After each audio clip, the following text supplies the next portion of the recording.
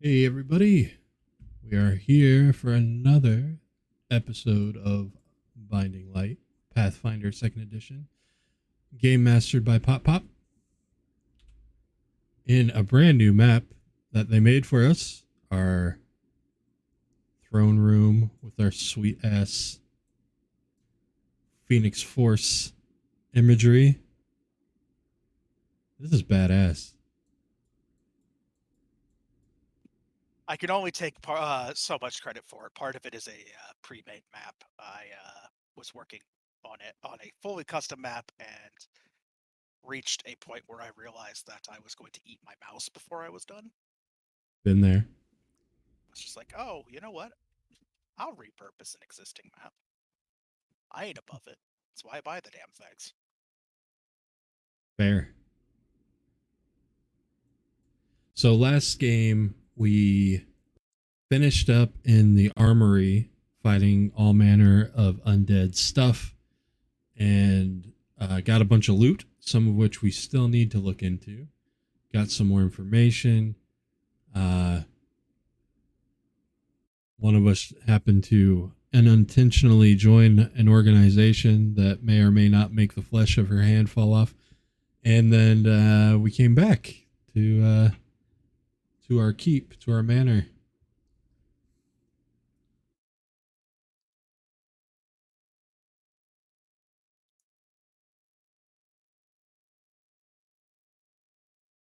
And we all leveled to level 4. So y'all folks watching at home can see our stat increases insofar as hit points and armor class.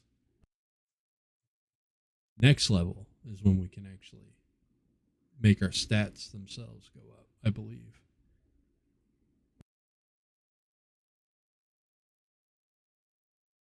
Cautiously saying yes for the purpose of looking like I might actually know anything about the game that I'm running.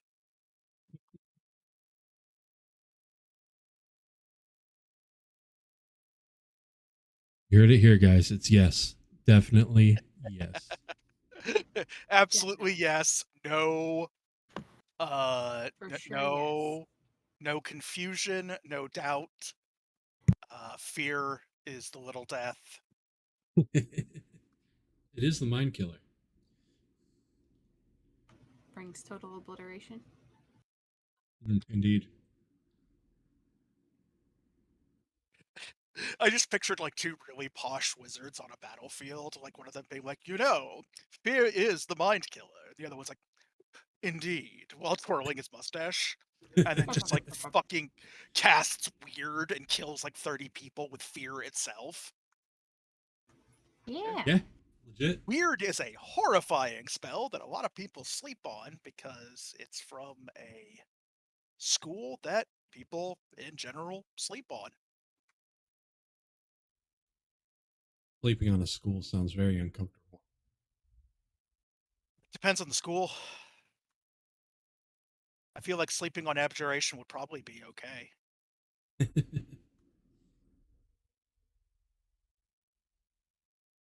So we are at our sweet table in our sweet great hall. Like we got Old Wolf Dead Hand here with us. He's always lurking nearby. Okay, that's not fair to Old Wolf. Technically, the term for what he does is loom, not lurk. Ah, right, He's a professional loomer. right. Ah. Big difference. Big difference. Very. It's a technical thing, industry term.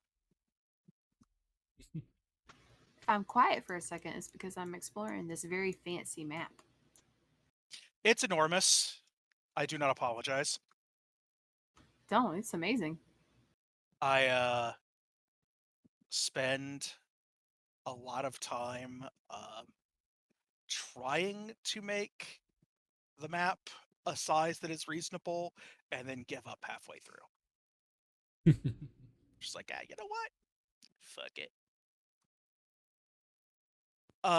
Fun fact, I was just looking at my list of NPCs and their names in my notes and realized I have forgotten the name of the little boy who lives in your house. Oh, it's on the tip of my tongue. So he might get his name abruptly changed if I don't go back and watch previous streams to figure out what it is. I apparently never put his name in my notes at any point and made it up on the spot. Boy, So- come here, boy. Boy! I'm pretty sure I have his name. Hold on one second. Yeah, I'm looking through my notes. Hold on. About to save his token as BHOY in all caps. Boy!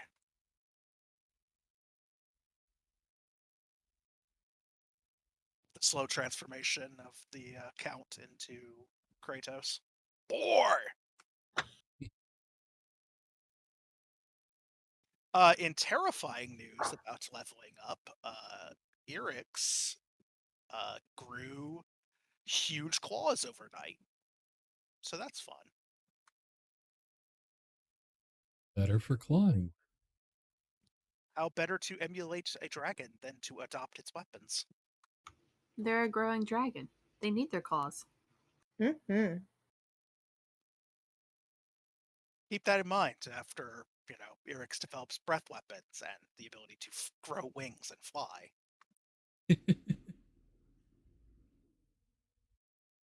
Yeah, no, I didn't write it down. Yeah.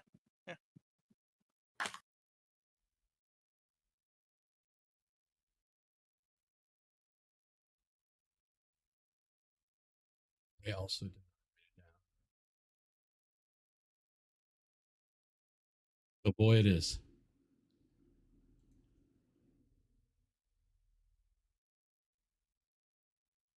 So what are we doing in our great hall today, Pop Pop? It's an excellent looking question.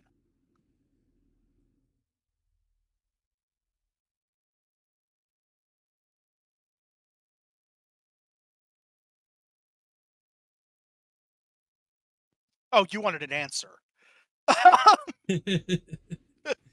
I was just going to acknowledge that was a good looking question and move on with my life. Well, you had a few things on the table last time, wanting to explore the moors and look for signs of a missing lake. Yes. We wanted to figure out Uh, the mystery of this armor, go to the moors, find the lake stuff, see if we can pin down that island that serves as a tomb prison. And I feel like there was one other thing, but I can't remember it off the top of my head. There was also an incident, apparently, where the local charcoal makers were driven out of their home by quote unquote the Crow Men. That's right. Nothing weird and terrifying about that at all. No, just another regular day.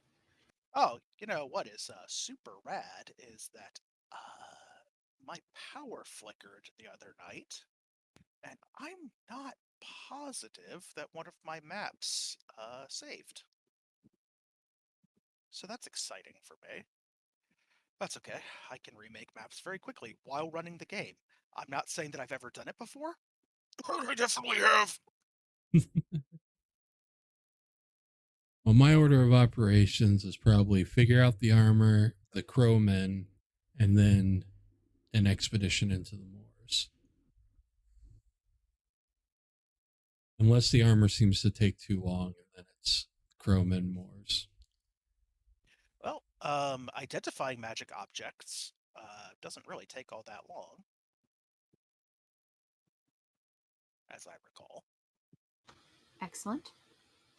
So that's just an application of the, magic item identifying skill of your choice. Because things that just have the magic tag with no additional qualifiers can be identified with anything.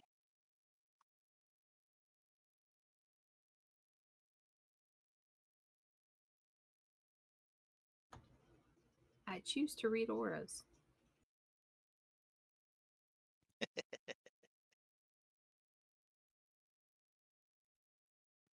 let's see. All right. You know that the item is magical, so that is confirmed. And its school is abjuration. So you know that it is a magical suit of full plate with an abjurative aura. Translation: +1 full plate. Now you just have to make the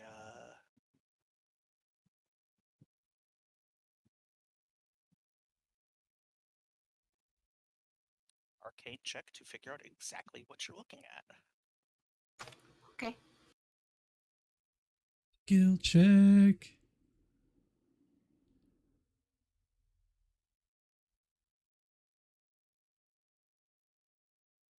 Well, dead. As Etamiri is examining the armor in detail, there's a whole lot of like picking up individual pieces, peering at them. Your thoughtful expression of choice. I assume that unlike me, you do not pick your nose while identifying magic items. That is correct. I also beatbox to myself while identifying magic items, but that's a special GM class feature. I make beatboxing blueberry noises to myself.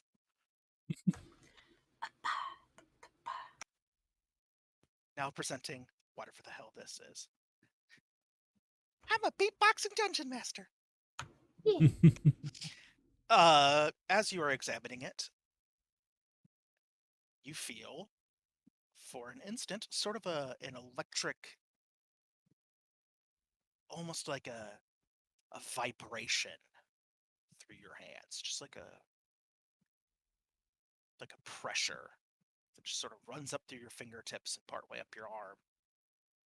The surface of the armor grows warm, and then Adamiri hears a voice in her mind. Lovely. The voice in her mind says, "Thy bones be frail. Wear me not."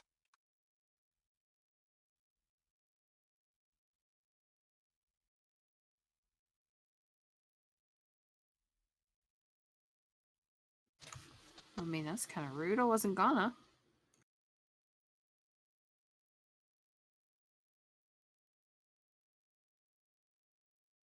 Adamir's like, the fuck you say? Bro, do you even lift? She, Categorically not. I am an armor and incapable of lifting anything. she makes a face and looks at everybody and says, I'm pretty sure the armor just told me not to wear it because I'm frail. Rude. Well, Take no offense, frail one. Thy place is not waist deep among the blood and toil. You know you're right. To each champion is given a different arena. But I caution thee again, wear me not. I shall not.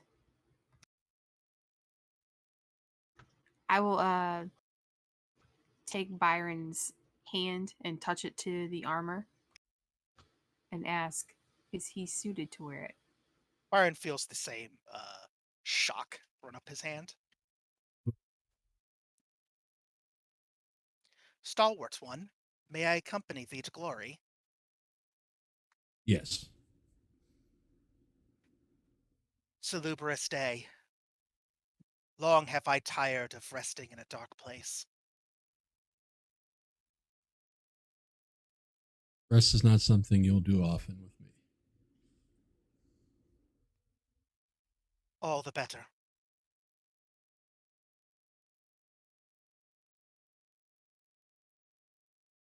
Who's willing to help me suit up? Hard to put full plate on alone. we can help. We help. Record speed.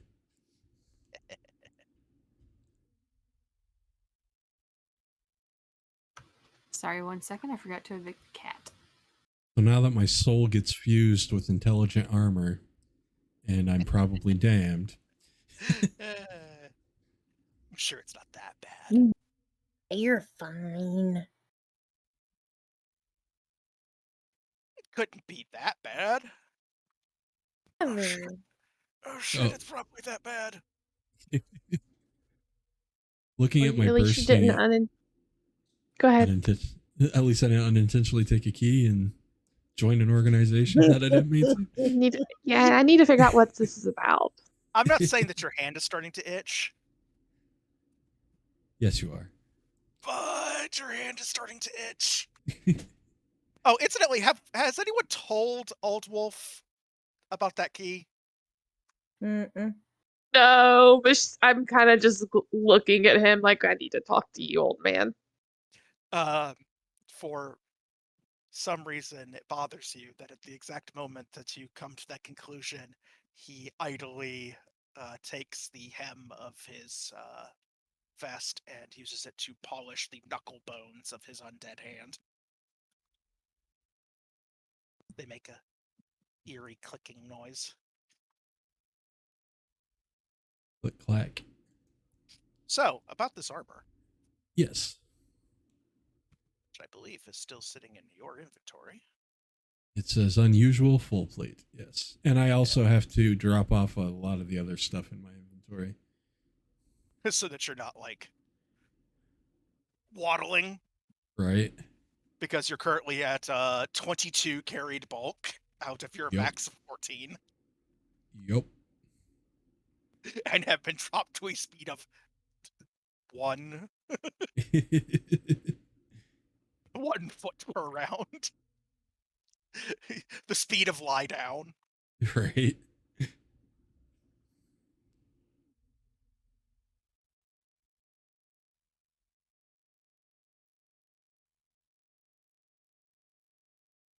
Give me 1 second. I'm going to replace the name Unusual Full Plate and its details in your inventory real quick. Fantastic. Ta-da!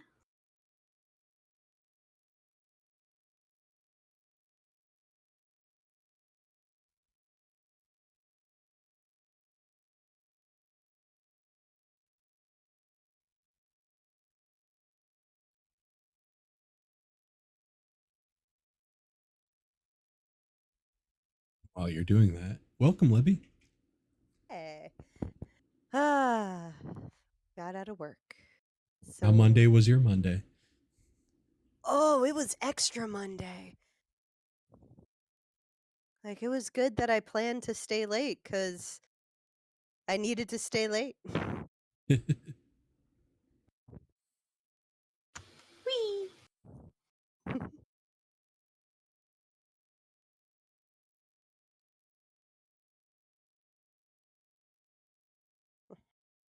Reviewing my my updated sheet. Get some fancy stuff. You got claws now, we heard. Yes, I do. Also, I can give everyone a bonus to initiative. Nice. I can either visually or audibly warn when we're about to roll a perception or survival check for initiative. Give everyone a +1 circumstance bonus. Oh, that's awesome. Wondering, low key. Do you want me to bark like a kobold? When Some kobolds ate my babies? Holy heck. When one might actually roll survival for initiative. Yeah. A lot of times you're rolling survival for initiative because either you have the wilderness spotter feat, which allows you to substitute survival for perception to detect traps in wild places, or a lot of times that is your initiative check against natural hazards. Oh. Have I rolled initiative against a dust storm? I sure have. Did I lose initiative to the dust storm? I sure did. Sounds about right. Sounds all right. Did it almost cost me everything? I was Thanos. Yes. It cost me everything. My tent was gone. My camel was gone.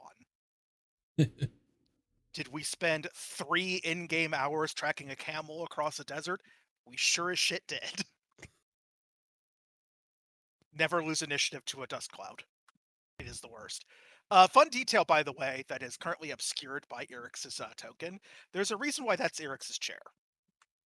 Does it have a spot for my tail? I added 2 cushions to it so that Eric's could see over the table. Yay! That's adorable. No, Eric's is Yep. Eric's the only one that has assigned seating, and it's only because there's an object there to help you see over the table. I was gonna use books, but the cushions seemed more comfy.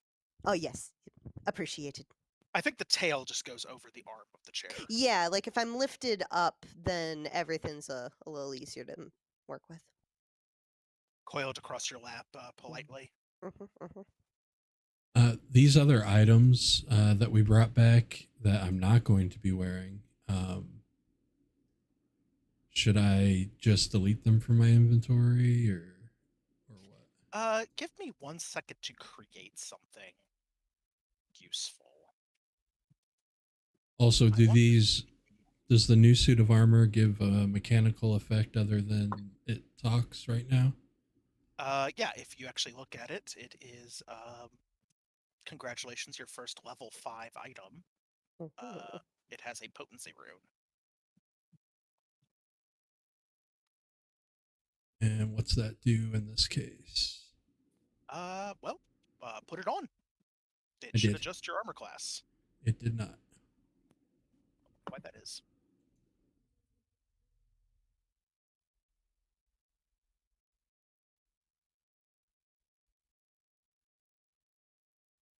I don't think it's applied. Because like when I put the rune on my great axe, I basically just had to like make a +1 great axe. And then put that, or no, I didn't. What did I do? I went through details. Yeah, details. I did it through the details. Let me see if I can do it. Okay, so Details, should potency. be... It has a There it is. potency. It's functioning now. There you go. 23 AC. Which I will change on the overlay next game. Whoopsie. Knew Actually, I was forgetting something. I can do it right now.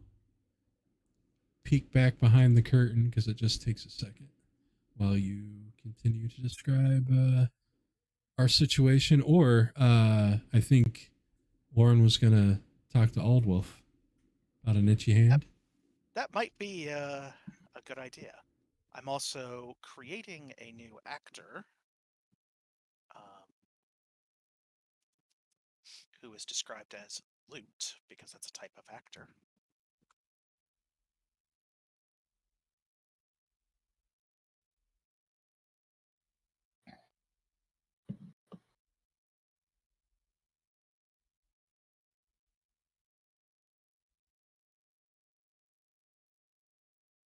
Do.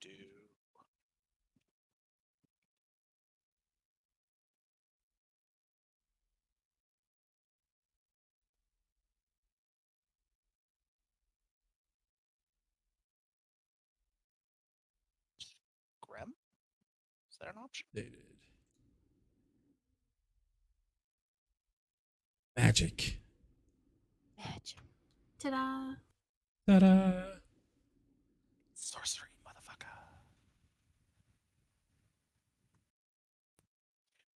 I don't know if you guys have noticed, but I cuss all the time.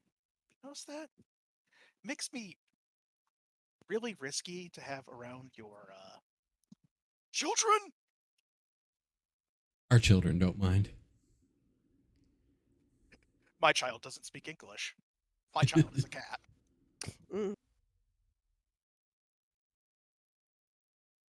Two cats and a mess of fish.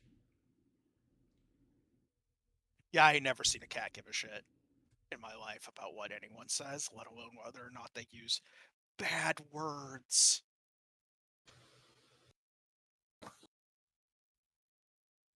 Oh, sweet. So I should be able to just put some loot in there. Oh, That so should be the case. we can just drop off anything extra we've got in our packs. There you Yes, go. it's working. Perfect. That works exactly the way I wanted it to. It's even the right size. working. It's working. The chest being called the chest is sort of it refers less to an actual physical chest and more to the county's war chest. Just assume that there is actually a box in the Great Hall that you can access, and when requested, someone has the job of hauling things to and from it. Otherwise, it just represents access to the county's vault. So just assume that there will be supplies in the chest from time to time. And I will actually add things to the chest from time to time as you guys upgrade your followers and resources in the county. Like when you Excellent. Like I just missed something. What just happened? It's Where not can letting me add anything.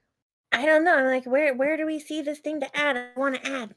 Oh, I see it is so tiny. it's the same size as a person.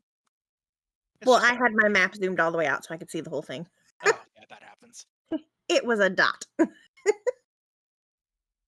Also, if you chuck treasure items in there, things like brass statuettes of bulls and so on, and you want that stuff like sold, arrangements Yes. can be made for that. Excellent. Oh, I just noticed something on the map that's gonna bother me.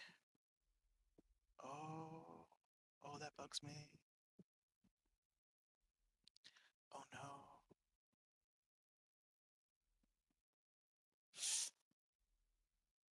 I'll live.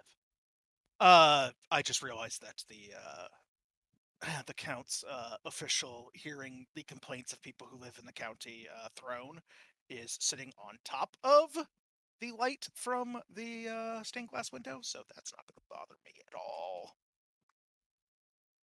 I lied. It bothers me a lot.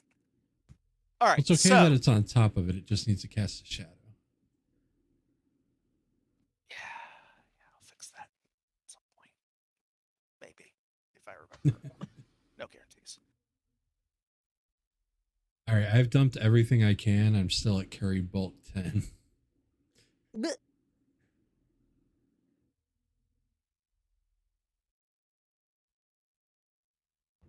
Where do you see that at? Oh, I see. It'll be in your inventory towards the bottom for anybody that's looking for it. Well, it sounds like Byron needs to lighten the load. Yeah, now it's all just my gear that I use.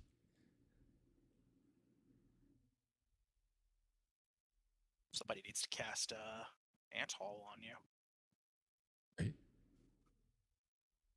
Or get you that there's actually a skill feat for being able to carry a whole bunch of shit. Might be next time then.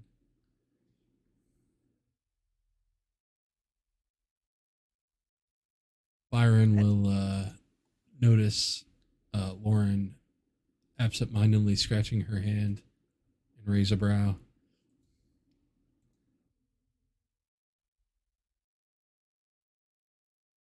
It had better be nothing.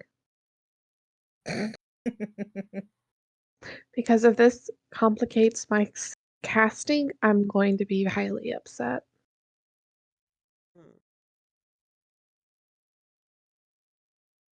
Aldous, we have a talk. Of course. What do you need? What can you tell me about the Dead Watch? He zooms over, pulls up a chair, takes the chest out dear. of the way. I was like, he does the kicks the chest, slides across the room, grabs a chair, spins it around backwards, does the Captain America. So you fucked around and joined the Dead Watch. Well, fuck Was it you the key? too. It's always You're the gonna key. you're gonna touch the key, did you? Yeah, you're gonna go through what we in the Dead Watch call third puberty. No, no. Oh. Oh, that doesn't sound like fun at all. No, Explain. he does stand near you, kind of glances down at your hand.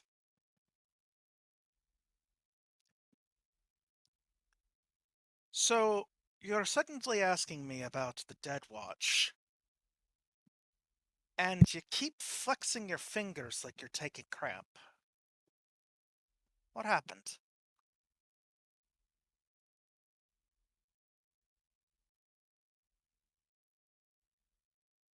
Well,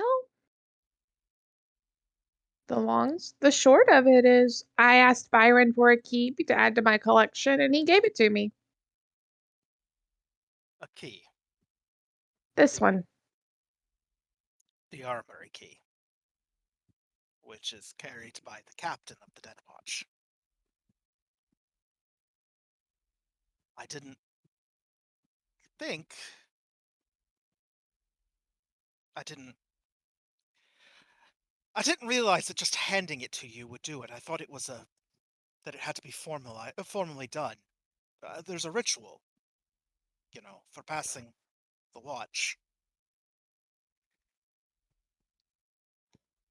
And what is this ritual? Oh, it's a candlelit ceremony. The count hands you the key and one of the watch swords, and formally declares you to be the captain of the watch. I think the big dragon head did that. Yeah, I was going to say there's also a talking dragon skull involved.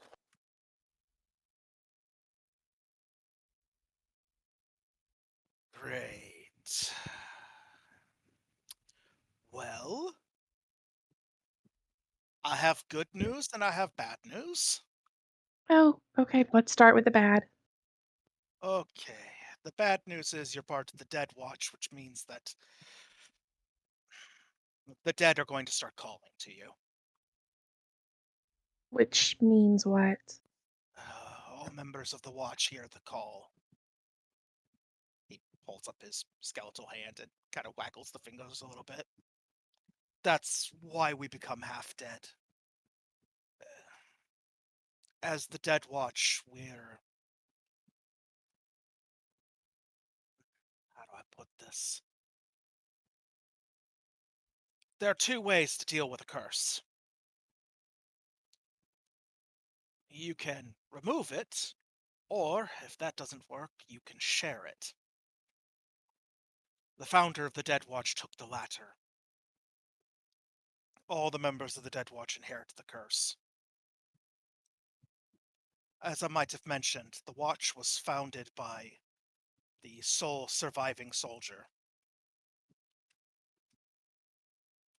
And somehow he contrived to pass the curse down to other members of the Watch, meaning that we hear a call. A call to rejoin the others below. It takes time to start taking hold.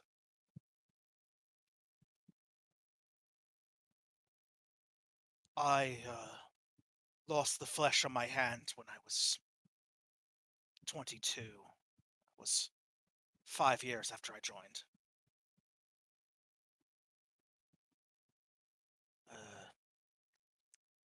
My need for food started to lessen about 8 years in.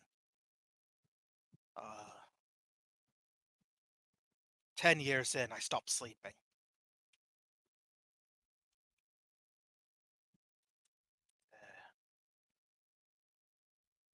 The nightmares started only a year or so in.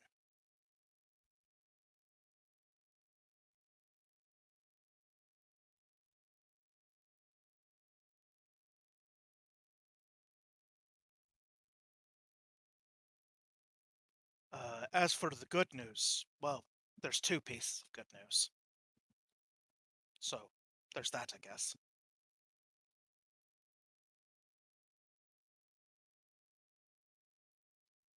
The first is that it's not a lifetime appointment. At least, not at first.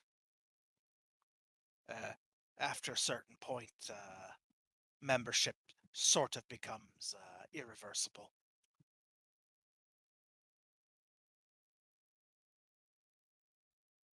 And for the sake of knowledge, what's that point?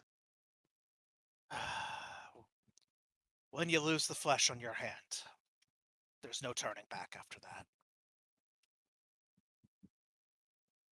That's when the call becomes irreversible. And once you have the dead hand,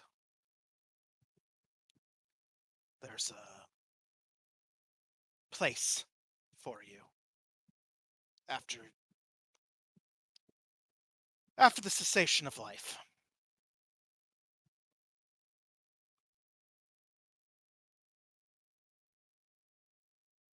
How does one get out of it before that? After 1 year of service, the Count can accept your resignation. After that, it's a matter of taking the hand that's about to die and thrusting it into the balefire.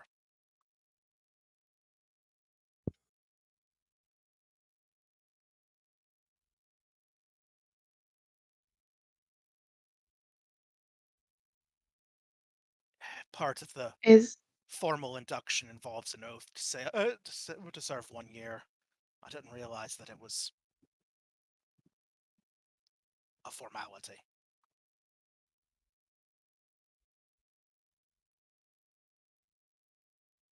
It's your sword hand that you stick in the fire. That's I learned to fight with my left hand after I started losing the flesh off of this one. Sort of makes swords awkward to hold.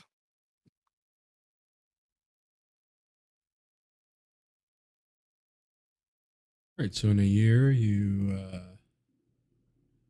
give me a resignation. I approve it, and you don't got to worry about this shit.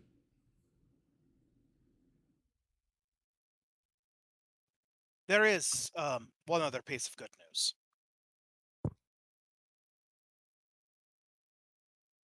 The captaincy comes with certain privileges.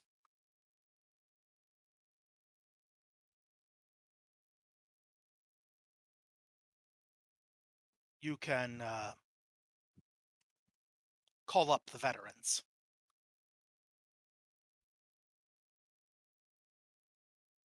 what do you mean? Do you remember how just a moment ago I said after 5 years it's permanent, and when you die there's a place for you? Yes.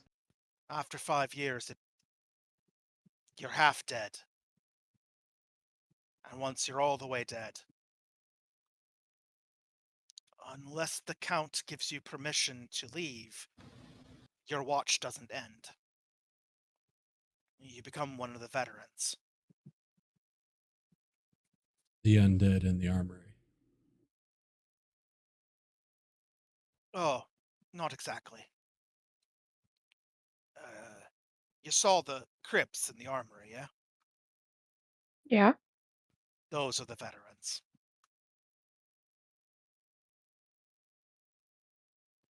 They're the heroes sarcophagus. sleep until they're called upon to defend the county. Yeah, just so. You see, no matter what happens, the county is not without a dead watch. So long as there's a captain to call them, they'll rally. They'll come from miles around to answer the call. There's stories in the library of Dead Watch veterans climbing up out of crypts. One that got thrown into a well climbed his way out.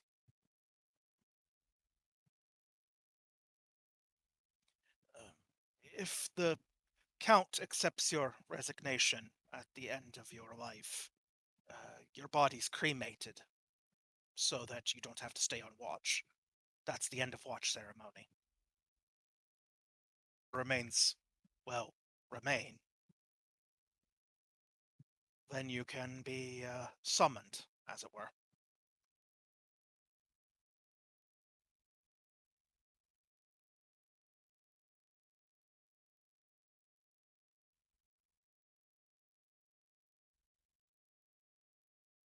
Is it the same time frame for everyone? Regular as a ticking clock, I assure you. Okay. One way that is an assurance. Thank you. 1 way to 1 year to tenor your resignation. And then any point after 1 year before your hand, skeletalizes itself. Any point before that, you can get the count to accept your resignation. You pass the watch to someone else, stick your hand in the fire. Probably don't burn it off to the stump. I mean, you and the count are friends, right?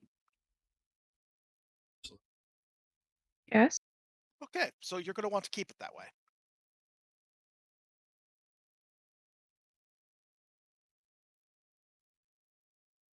There's 2 ways to get out of being in the Dead Watch. One is to tenor your resignation, the other is to be dismissed.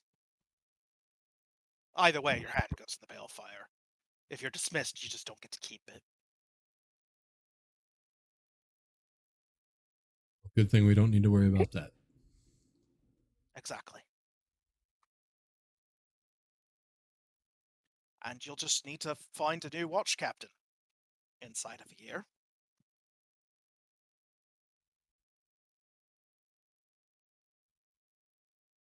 Some living watchmen would also be helpful, but, I could see where those might be a little bit difficult to raise. Pun not intended.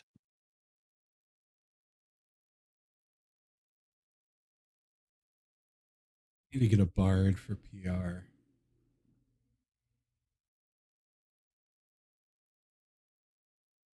Get people excited about and proud of the county again. That's what makes people rally to a banner, even if it's has high stakes. Of course, we need to give them a reason to be proud of the county. Starting with feeling safe. Exactly. So the crows? Right, I looked into the matter. So the charcoal burner family. I spoke to them at length. Made absolutely certain that I understood what they were.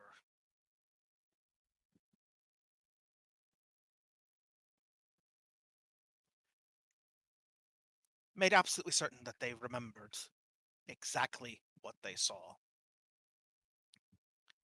And concluded that what they saw was a band of Hrafen bandits. Raven folk.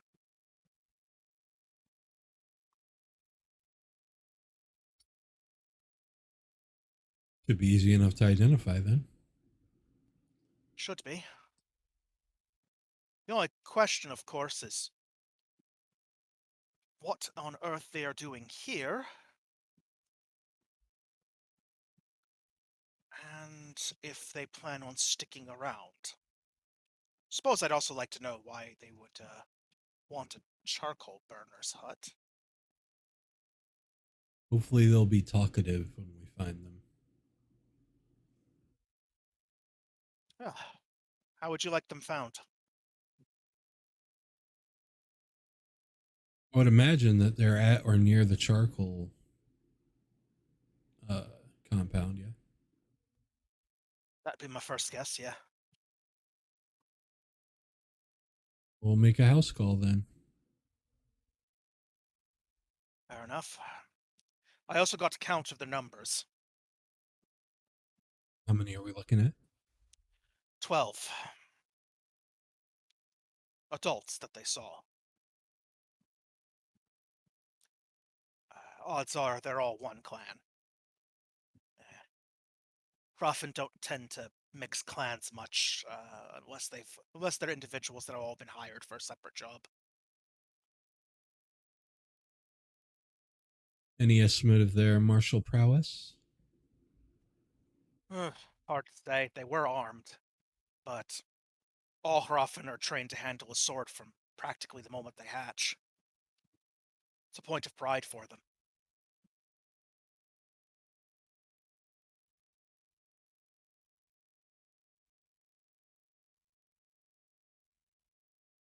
Unless my companions have anything else they need to do here today, or anybody needs audience with the count, we can probably head that way now, yeah?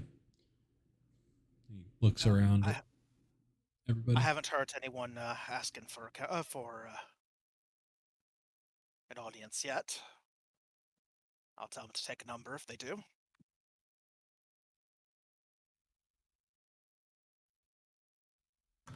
I'm ready to go. Me too. Ah, yes. Memo to me. Now that I know that there is another elemental in play, I should probably create another familiar and put it on, the actors list. Seeing as now that you have a familiar, it gets a little familiar sheet. to What go do they with. do? Well, it depends on the familiar. Ooh. A regular degular familiar.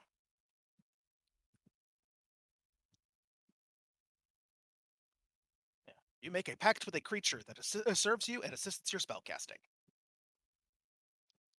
So that basically allows you to set a certain number of familiar abilities per day, and then because yours is also a elemental familiar, your familiar becomes an elemental spirit capable of taking on aspects of the 4 elements. Other than taking the form of an elemental instead of animal, this familiar continues to use all the same rules as other familiars. Your familiar gains 1 additional familiar ability each day, which must be one of the following elemental familiar abilities. So basically, as an elementalist, you can actually change each day which element your familiar embodies. Mm-hmm. So that's going to be fun for setting up your familiar's token, since it fucking looks different every day. That's good. What kind of critter would you like your familiar to have started as before it turned into an elemental? It can be any tiny sized animal. So cat, rat, a what? A ferret. A ferret. Let me see if I can find a ferret token. They're so cute. I will also accept weasels, but not geckos. And that gecko. Hairless ferret. Oh no! Oh well, I've never seen a hairless ferret, but I'm imagining one in my head right now, and I'm not saying that a part of me is quietly screaming, but I just imagined it like waking up with it on my chest Flesh noodle. and it being like, It's an albino, so it has red eyes. I don't know, like albino hairless ferret just kind of seems to me like it would look like a penis with legs. You're not wrong. Like there's just like you wake up. With little sharp teeth going nung nung nung nung. Like, I and hate just, that. Like Thanks for naked mole that. rats. I hate all of that. Okay, to make a ferret. Perfect. To make a ferret, I'm going to start with Hammer the Shark's Fox token. And I'm going to make it ferret colors. Let's see. You want an albino ferret? I'll make it happen. Regular ferret. I don't care. Fire ferret. Fire ferret. I knew he'd be so cute, as a little fire ferret. Everything changed when the fire ferrets attacked. Now I'm just thinking of the little like panda ferret, like red panda Yeah. ferret thing from Yes, Legend of yes, Korra. Yes. Yes. Must have. I Y'all are had saying to. anime things. They're not. It's not anime. Ugh! Some of them went to Risty. I had to make a red panda token for a Pathfinder 1e game, and I built it out of a slightly modified raccoon. Oh. And then said, Yeah. what I need you to do is use your imagination, or I swear to God. Did you make that for Jimmy Rubin? I did. That's what I thought. I did indeed. His rogue, who is sort of a magic using rogue. He has like a lot of like, he has a spell book and he can use cantrips and stuff. It's pretty neat. Also doable in 2e. Rogues can learn magic. Fights with a scarf with hidden blades inside of it, and is kind of like a shirtless ninja. My favorite part is that he's supposed to be a huge edgelord, but is really bad at it, which is Nice. frankly charming as hell. But he has essentially, because a familiar is an extension of the summoner, we joke that Noom, the red panda, is all of the characters' inner cuddliness expressed outwardly as a separate entity. And you have to imagine trying to take this brooding, like, edgelord rogue seriously and, like, accept that he's brooding when he has a red panda just running laps around his entire body. It's pretty Yes. great. What is this critter's name? Name the critter.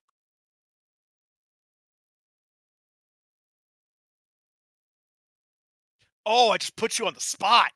Huh! The hardest question. Harpooned you instantly. Hardest part of character creation. Name this thing. That's a fact. Sometimes. I have a go-to set of names, but I'm trying to think of something different. Hmm.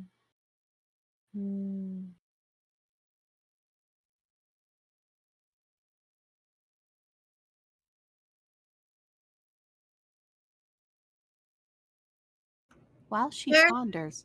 Huh? Oh, no, go ahead. Sir Lemon of Tarts. Yes. I'm sorry, you did say Sir Lemon of Tarts, yes? Yes. Obviously. Yes. I'm not the boss of you. Want to name your elemental ferret critter Sir Lemon of Tarts?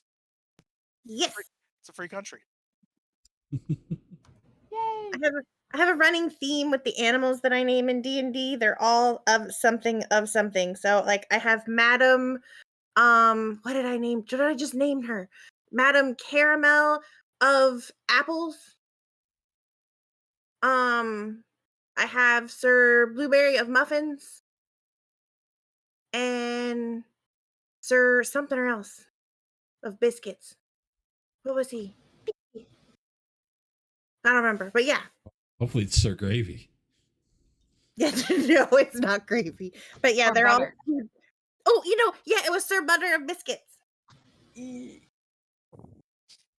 great. No, it was So Sir ambitious. Butters of Scotch. No, it was Scotch. That's it. It was Sir Butters of Scotch. Yeah. I am simultaneously charmed and outraged. So I am simultaneously charmed and outraged, which means it must be a Binding Light night. Ah.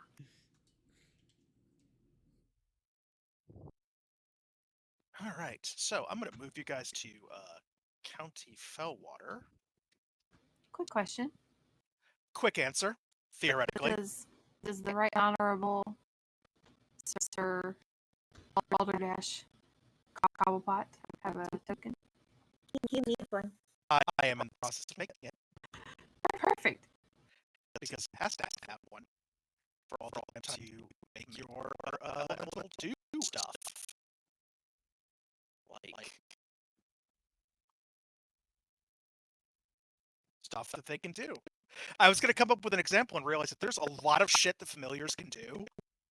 Like, I know a lot of people were annoyed to discover that, like, familiars can't actually attack anyone. They don't actually have that ability.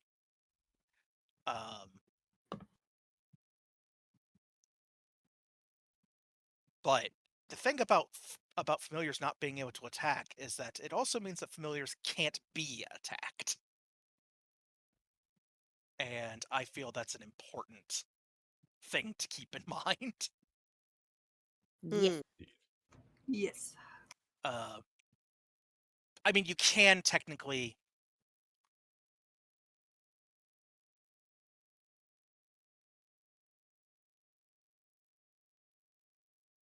Hell is happening? Sorry, my token tool is acting very strangely. Every time I hit E, it opens the edit window as though I were holding the control key down. Sir? Sir, I'm going to have to ask you to stop doing that.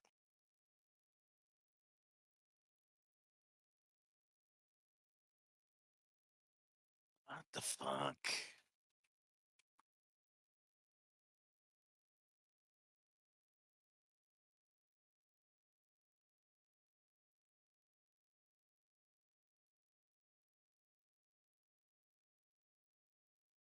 That was fascinating.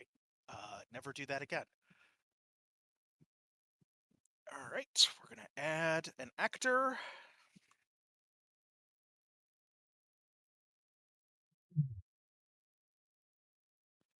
And shall be a familiar.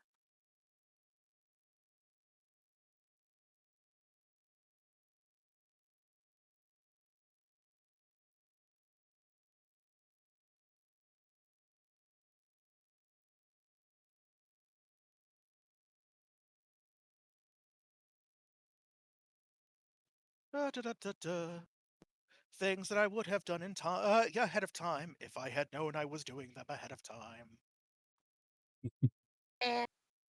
But I didn't, so I didn't.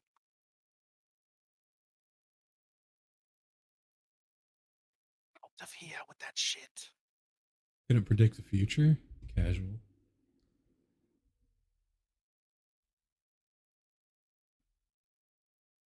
Listen. Look and listen. Listen.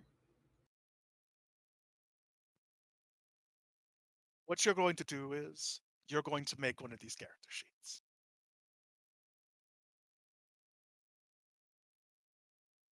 I'm gonna go fight some crows.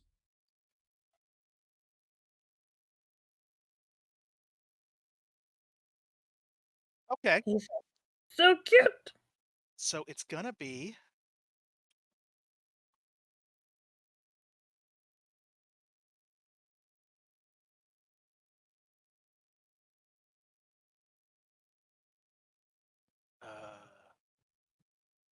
Hey, quick question. Yeah.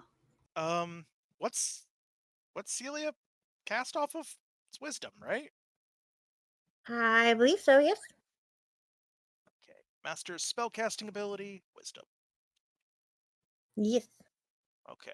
And I am not doing the rest of this shit. You get to do it for your own damn self. Okay. Because I don't give a right, so, Sir Lemon has his own character sheet now. Yay! Yay. Your name on there is...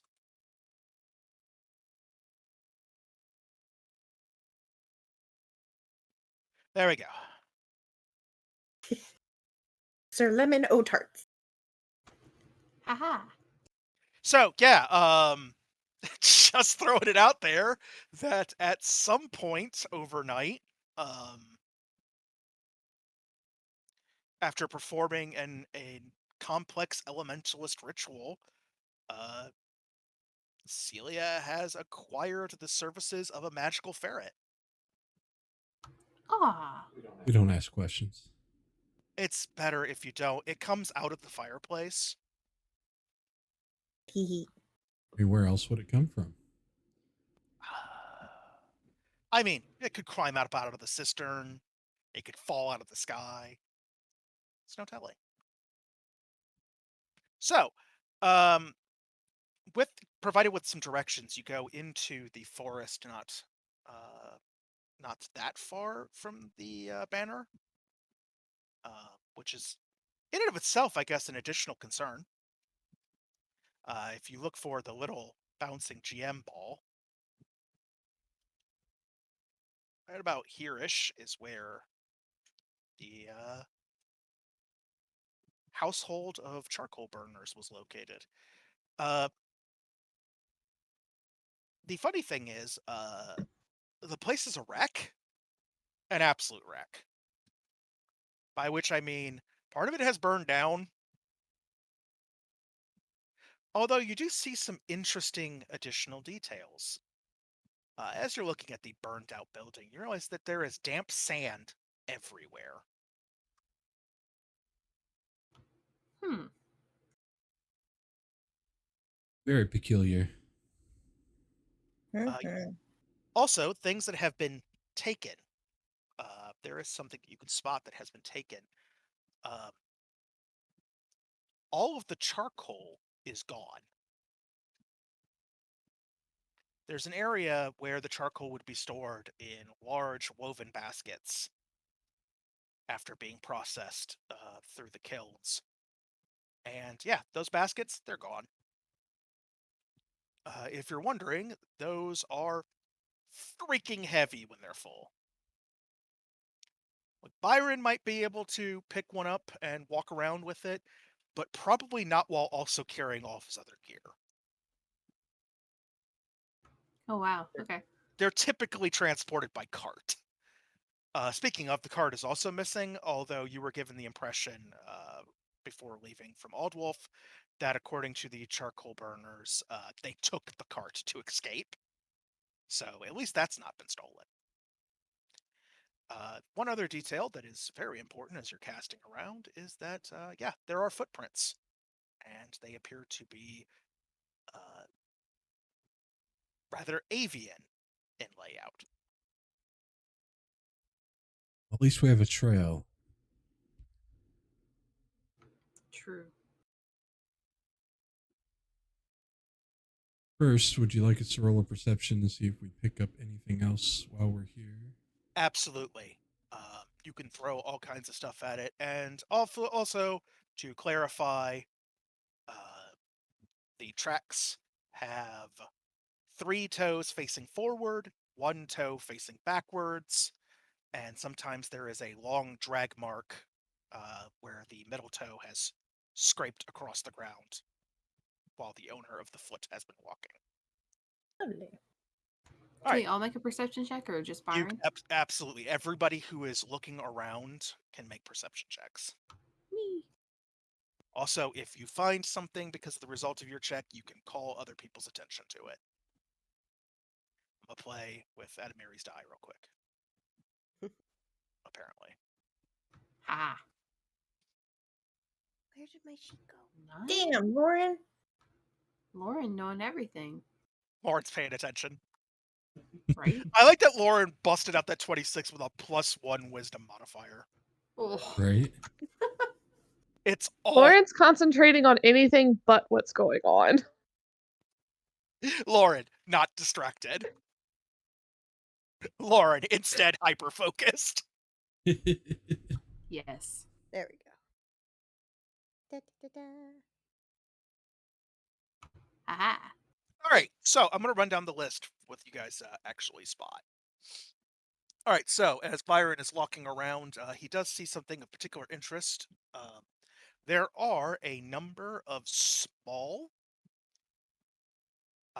narrow gouges in the wood frame of the house. Your first thought is arrowheads, except there's no sign of damage from when they were pulled out. So it actually looks like somebody stabbed the building for some reason. They look very much like, after thinking about it for a minute, they kind of remind you of what you would see on a throwing board if you took and chucked a dagger at it. Okay. The marks are actually clustered quite tightly. It looks like 4 to 5 different projectiles landing in a very tight area. Like somebody practicing. Somebody practicing, or somebody clustering a whole bunch of dagger throws in one spot. Maybe multiple someones. But your first thought would definitely be practice, because that would make the most, that would make the most sense. He'll run his hand over the indentations while everybody else sees what they see. All right. As Celia is moving along, accompanied by Sir Lemon, Sir Lemon abruptly reaches up with one little ferret paw and pats her on the shin to get her attention. What do you see? What do you see? Looking down, you realize that the well is quite empty. It looks like a large amount of water has been drawn from this well, which you determine is actually a cistern for catching rainwater, which might explain the wet sand.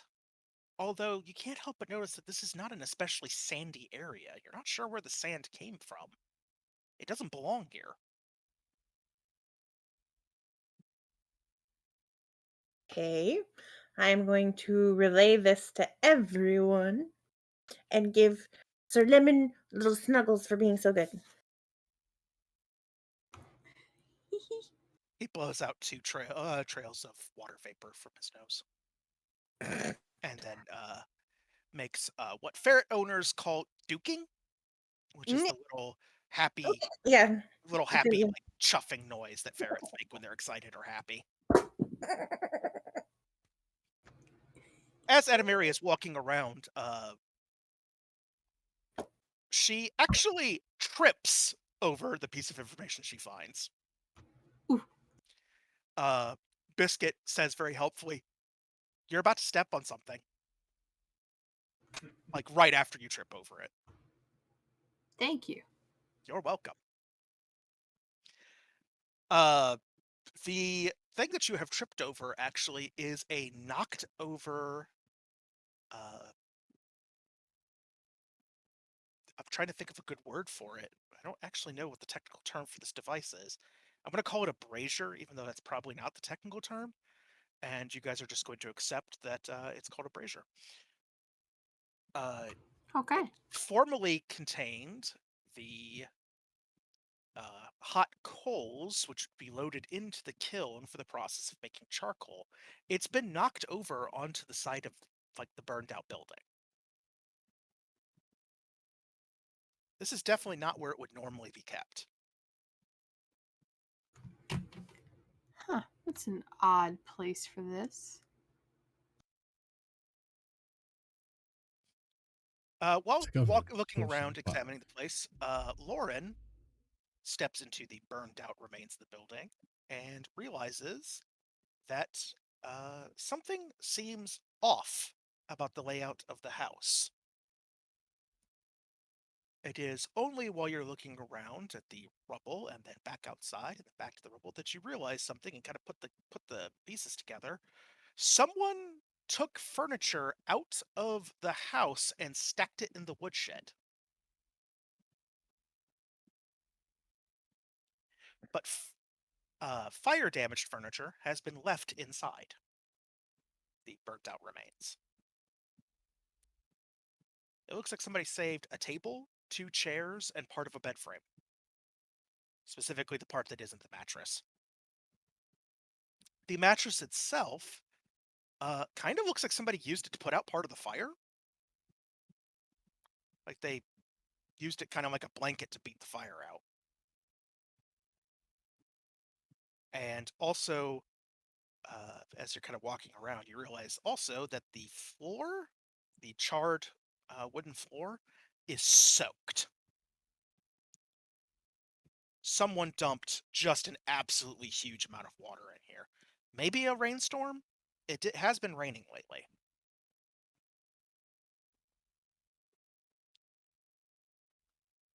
Eric's finds something very important. Being a kobold, you are naturally drawn to the cellar, Yes. where you discover all the food is gone.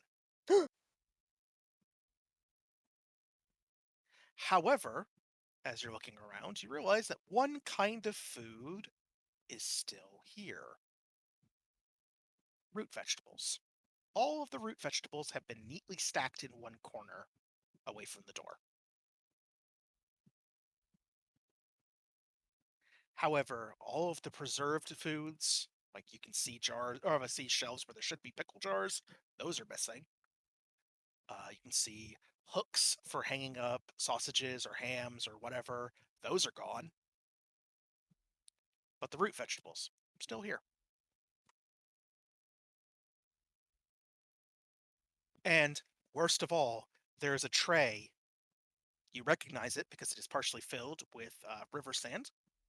That is an egg tray, and there are no eggs in it. There are no eggs left. A crime.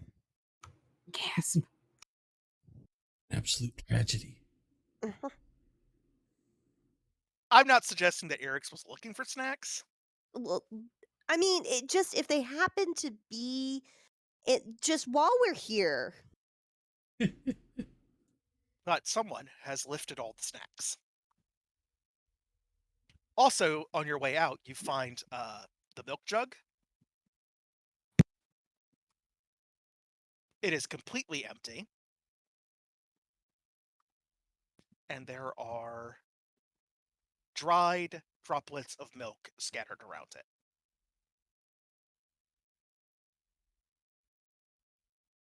I don't actually know how kobolds feel about milk as a general rule. Concept? I'm thinking. Yeah, like, maybe, like, the idea of milk is okay. Right, like, I can see why the mammals would like it. But once it's cheese, Mmm. Yeah, there you go. Yeah, once it's cheese, like, it's go time. Mhm, mhm. but drinking it, that's like drinking Yeah, that too seems young of sus. cheese. Yeah, like, the cheese isn't ready yet. You gotta let the cheese grow up. I love that No. it's like universal. It's not just like I don't like certain kinds of cheese. It's fuck cheese is the motto. Right? Yes. Yeah. So if I served you cheese, I would be unforgiven too, I guess. Ah.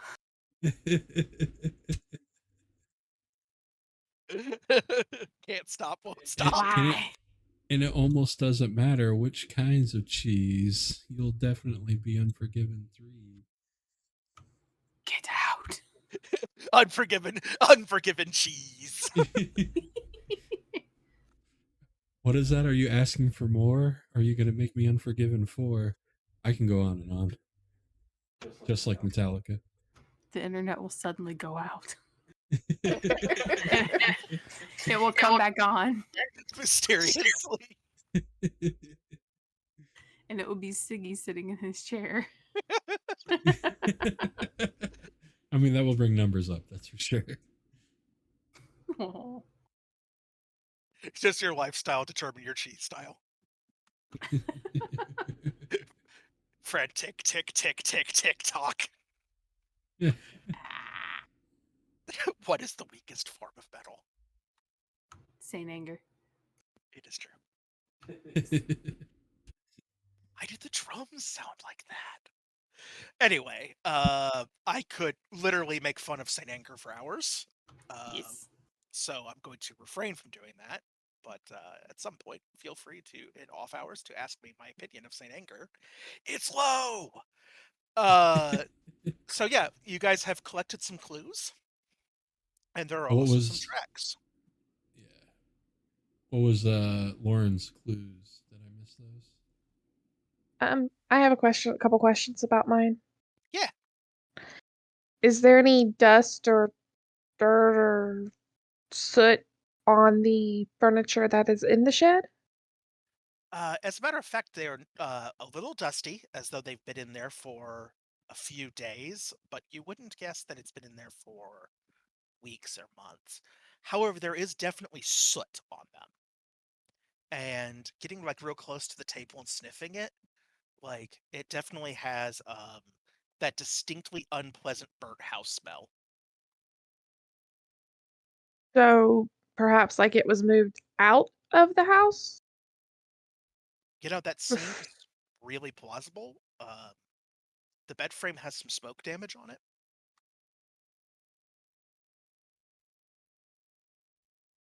Okay. So in the shed back here, there is some chairs, table, bed frame. It was clearly in the house at some point. It's a little odd. Smoke damage, soot. But otherwise, it looks like it's in fairly good condition. I feel like somehow, maybe accidentally, it could have been on purpose, but the house was set on fire. And somebody attempted very rigorously to put the fire out. And Yeah, I gestures think it to the came empty well. out of the well. I think it was on purpose. She'll gesture to where the knocked over brazier is. It's like, this shouldn't be here. This isn't where this would Brazier? normally go. The brazier shouldn't be there. Right. This normally wouldn't be here for what they use it for. So they moved a brazier over there, lit it, and then knocked it over to light the house on fire? Yeah, I mean, or maybe they managed to get it out. I don't know. Like there were. I mean, there were hot coals in this, but yeah, this is not where this would normally be.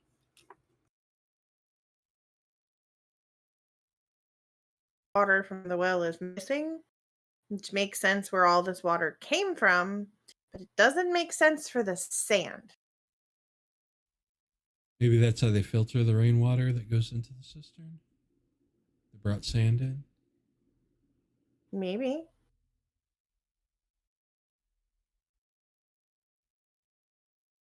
You know who might know? The crows. Mm-hmm. Mm-hmm. Follow these tracks. All right. Following tracks requires survival.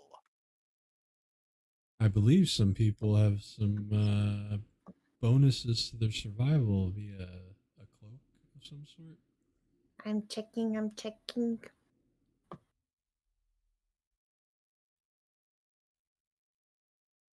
I only have +3.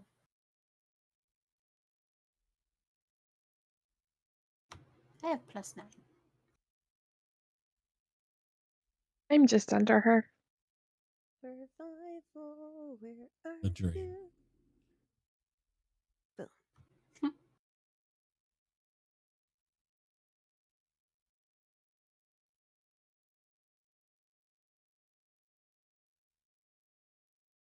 Let me know, by the way, if any of these rolls are actually crits, because the DCs aren't listed, so it will automatically tell us, so I can add them to the count.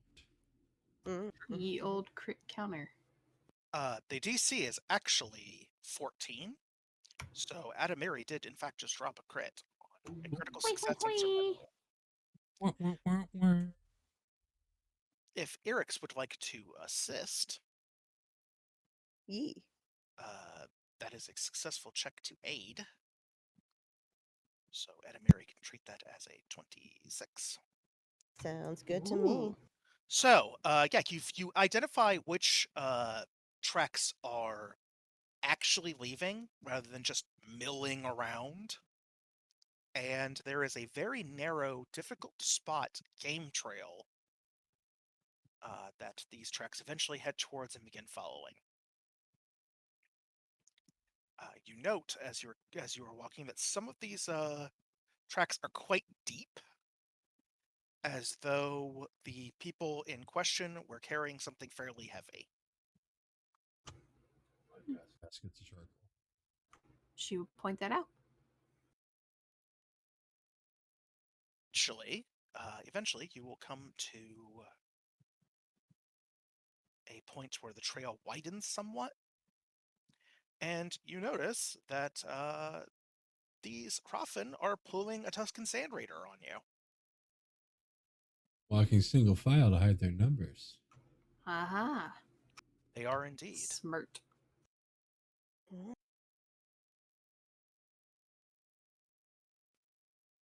And you can also make a perception check. All of you, in fact. Ooh, that I good at. I like rolling a 3 and it's still over 10. I see. Not good at. do we have 2 crits on that set of rolls or just? Ooh. Let's see. That sure looks like a crit in Lauren and a crit in Eric's. Nice. Right, 2. We see Like, ya. wee. Oh, I meant to increase. All right, what you pick up the sound of is harsh voices, chattering in a particular language.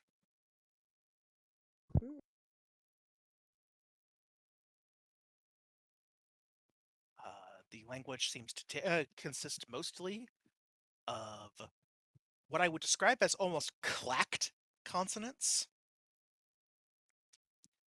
Rough, almost barked sounds. And what I would characterize as, well, imagine what it would sound like if a 6-foot crow cawed at you. Mm-hmm.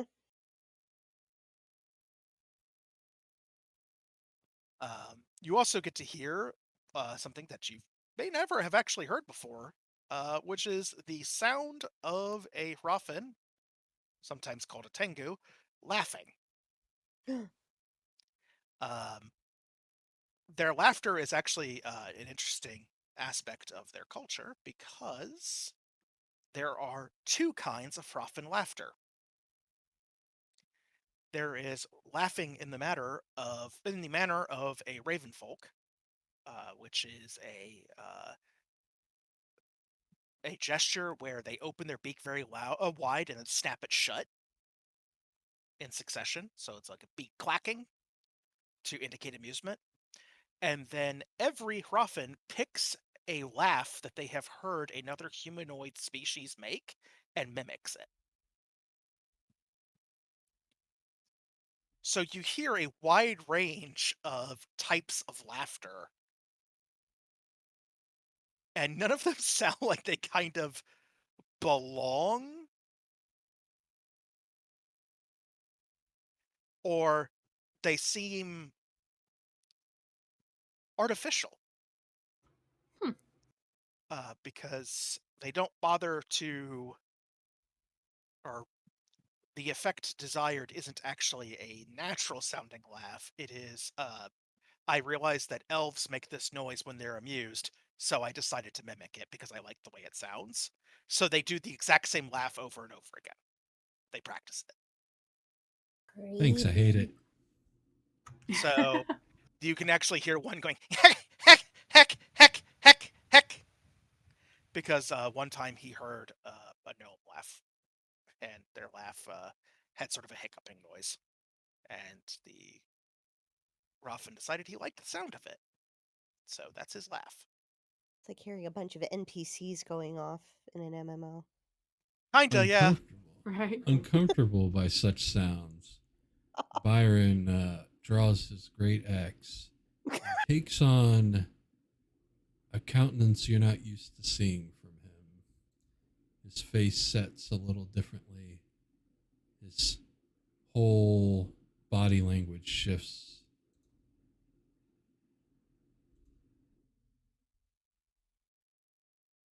Almost as though perhaps he were Oh activating. no! Oh, Oh. Oh no. We got a Almost sad as if combo. he was so uncomfortable that he completely botched adopting his Dread Marshal stance. Yup. No. Oh no. It's right. There's nothing for a critical failure, just a failure. Fortunately, you cannot botch this so badly that you screw yourself over for an hour or something. Right. a minute. There are Oh no, certain, I can. It's a minute. It's a minute. yeah, well, spend 60 seconds reflecting on your life. Yep. Contemplate this. We got a Think about scout your- still. I was just getting ready. Think about your life. Think about your choices. What did you do, Ray? So, if you would like to have somebody approach stealthily, now would be the time to break out those stealth rolls. Rix, could you get us a head count, an idea of the layout, and general reconnaissance of the situation, please? Yes, sir. Get some sneaky. Ooh, plus 12. Yeah, boy. There we go. Nice. He disappeared. Wow, so yeah, Eric's just vanishes into the undergrowth. I just nod and gone. Like, you briefly love it. catch sight of a tail disappearing around a tree, and then as far as you know, Eric's never left that spot. Like, they're just still behind that tree. Meanwhile, they are moving at their best sneak speed, which I'm not sure what that is for Eric's. Does Ah. Eric's have the ability to move fast while sneaking yet? I know See here. that's a specific skill feat for stealth. Mm. Duh. No, scamper is the running away thing. Run away, run away. No, I don't think so yet. I've got like a quick jump, but not speed sneak. Speed sneak. That with like spider climb, just being like upside down on things, you're like, why? So, sneaking is slow, because of course you have to walk carefully. Make sure That sounds like seconds ticking by into minutes. it sure does. Want Mhm. to try and flex again? When she You gets got it. back. Do it. All right. So Eric's squirms through the undergrowth, hops over twigs, takes full advantage of being only 3 feet tall. Oh yeah. Just a little person, just a small creature. It is your birthday. And eventually come across a rather large and busy camp. There are, at a quick and careful count, at least 10 adult Raffen moving around, all of whom are armed. Mm. But there are also at least 3 that you would describe as elderly. You don't know a whole lot about Raffen. You've certainly never met one. But it has been your observation in dealing with other species so far that gray means old. Mm. And some of these bird people have clusters of gray or white feathers, and they move kind of bent over and slow and sit down a lot. And you're pretty sure amongst non-scaled people that means old. Yes. And then there are some very smaller ones. Mm. They are about your height. So unless Hrafen come in small, or there is a small bird person that you've never heard of yet, maybe those are babies? Fledglings? Yes, hatchlings. Oh. Small. They are being treated very much like kobold hatchlings. Yeah. By which I mean they are constantly trying to get into shit, Yes. and a larger adult is constantly fishing them out of whatever it is that they're getting into. There may be a "What do you have? A knife? No!" moment. Classic. However, a subsect of these ones that are very slightly bigger, they're about 4 feet tall, are not playing games or running around getting into mischief or eating. They are moving in concert very enthusiastically, very focused, and they are practicing with wooden swords in unison. So, like, imagine an entire kendo class practicing, Ooh. except they're all little kids Hmm. and also birds. Yes. Also birds. Because fantasy tabletop games be like that.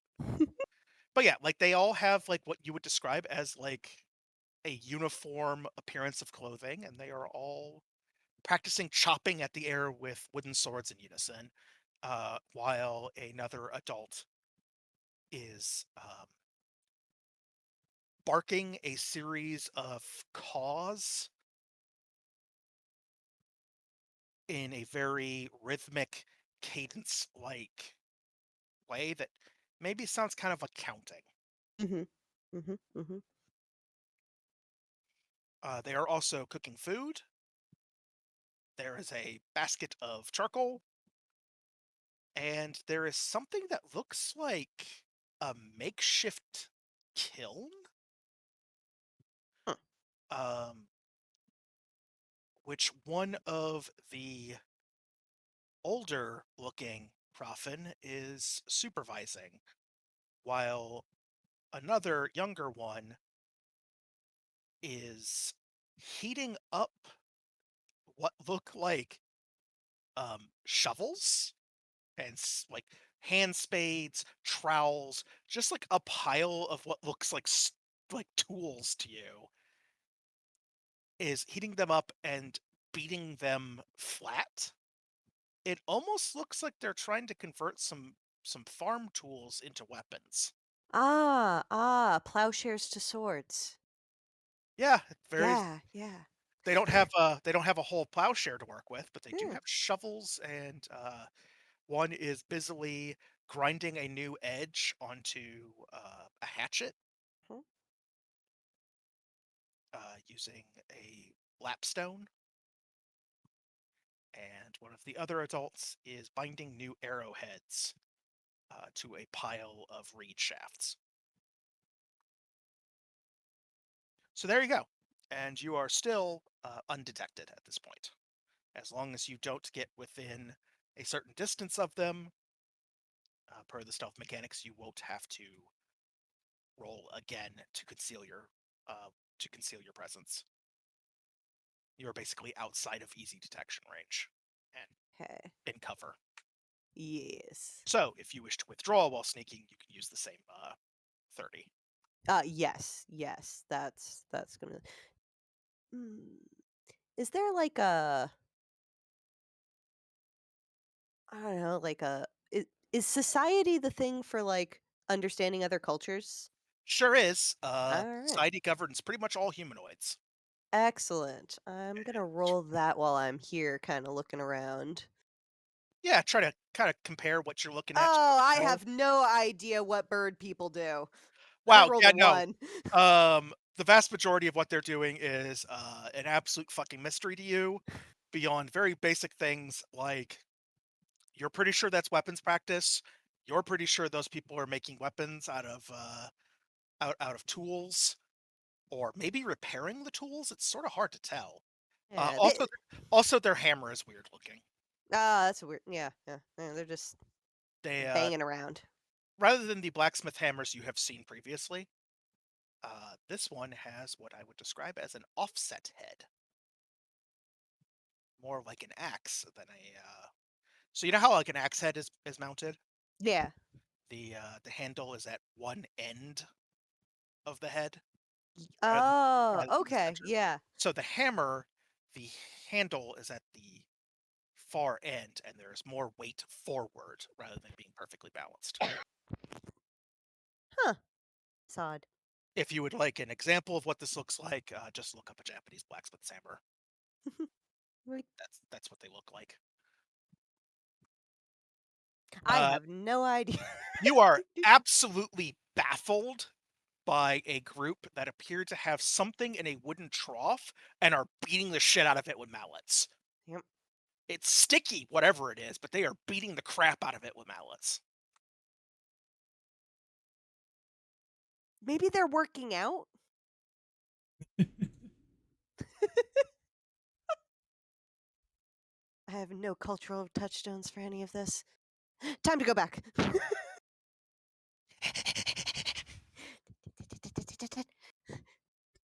I mean, Right. I'm sure that kobolds don't make my goblin sneaking noise, but It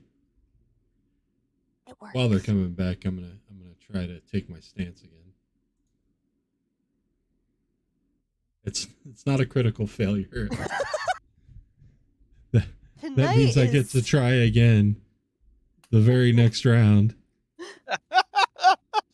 you know what? There It's we new. go. It's There new. we go. Byron's a nice guy. He's not used to putting on his stern face yet. Yeah, like he thinks about it. Like he's really like you see the aggression he's trying to put forth, the projecting of strength and being scary. It takes a while to take hold. He's really got to psych himself up for it. Funny story. Some of the other party members, as you're watching with Byron, like try to get like his game face, like he's trying to like show you his war face. Show me your war face. I don't buy it. You realize that subconsciously Byron is kind of doing an impression of Old Wolf at the moment. Oh. You see a little Old Wolf, you see a little Gao, you see a little bit of the close combat instructor from the academy. You can kind of see the Count kind of synergizing his own war face from older warriors that he's been around. Because that's how you develop as a person. What was the DC on that? What is the DC? It says it's up to the GM. It can assign a different DC based on circumstance. Oh, well, I'm going to set it at 16 because these people, while they outnumber you, are not expecting you. All right. Well, that would make it a crit, which means my Marshal's aura goes to a 20-foot emanation, Cool. and what my stance does is grant a status bonus to damage rolls equal to the number of weapon damage dice of an unarmed attack or weapon that I'm wielding that has the most damage dice. So I guess since it's an axe, it only has one die. Until you enchant it with striking. Oh, I have it. Oh, I think I have it with potence. Let's see. What do I have you?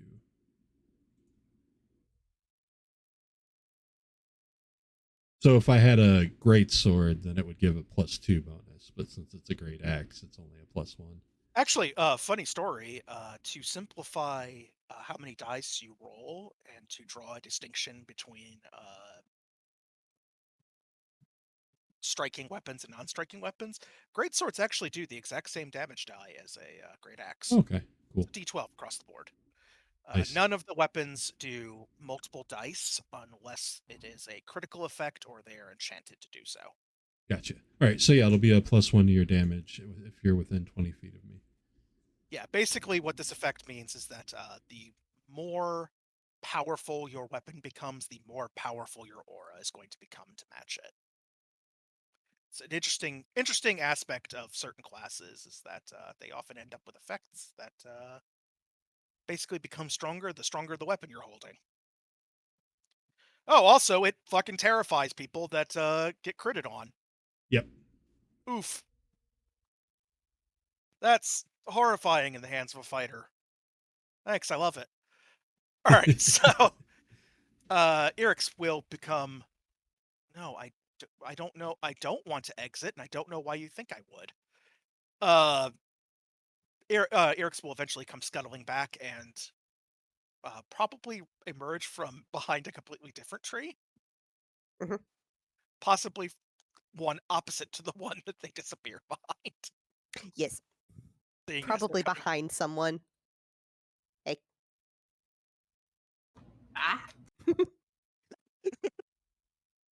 Ah. Mm. Lemon immediately scrambles to the top of his master and clings to the top of their head. This would be a problem if this would be a problem if Lemon actually weighed the same amount as a real ferret, but they're not a ferret; they're a little elemental. Mhm. And elemental energy doesn't weigh very much, unless it's rocks or a bunch of water. Basically, Yeah. what I'm saying is, as long as your ferret is not currently rocks or a bunch of water, you may have a flame shaped like a ferret sitting on your head. That's That's weird. totally fine. Yeah, it actually matters what elemental form your ferret is in, by the way.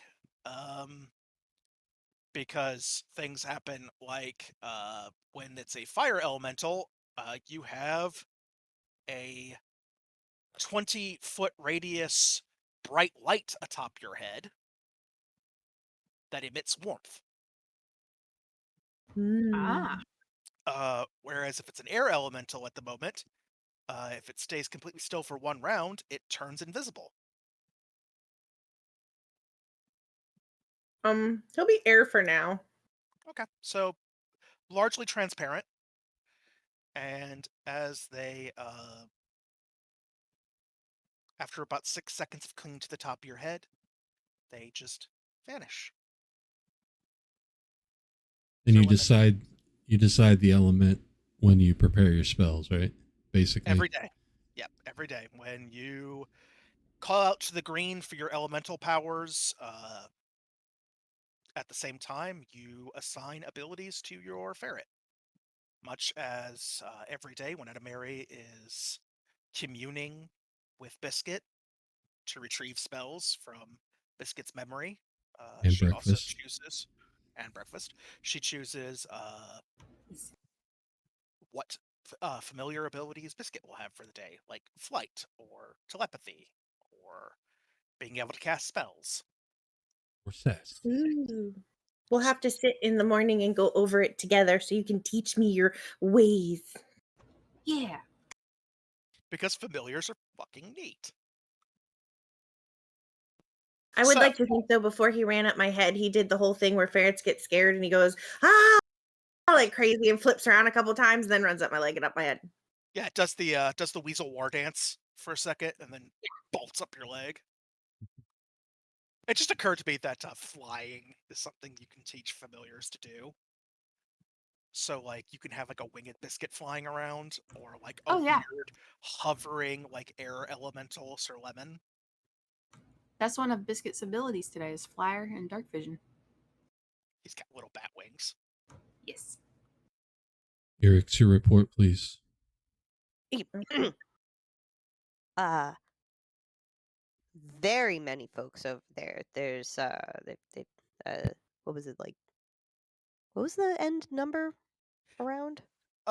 You counted at least 10 that you Of 4 more that you think might be old, so that's Yep. 14, and a total of 8 that you would 8. consider probably children or a smaller subspecies. Yes. There you go. So yeah. So 10 that's possible 20. threats. Well, yeah, they're they're definitely a unit. Whole all age ranges. All. And they're doing a lot of things. A lot of maybe crafting? A lot of things with odd materials, equipment, I don't know. There's pounding. It's a lot of just like making wild hand motions. Really uncertain how to describe what was going on. Like different pounding things that you just don't do. History's longest confused squint. I played a galliard for a decade. And now you're playing a character who has to deal with the limitations of a kobold education. I think we should probably, most of us hide and wait in ready to Yeah. ambush if necessary, while a couple of us move closer and call out for a meeting of diplomacy and discussion of law. Yeah, I couldn't figure out any leaders. I don't know how they rule. See how they react to that and then adapt Yeah. accordingly. Yeah. Who wants to be visible with me? I can do it. I will be like the wind.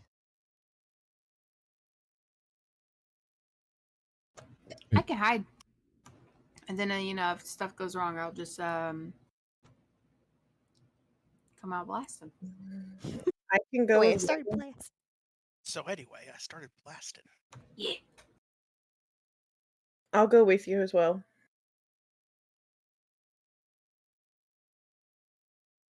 Three of us will get close, but not into their camp.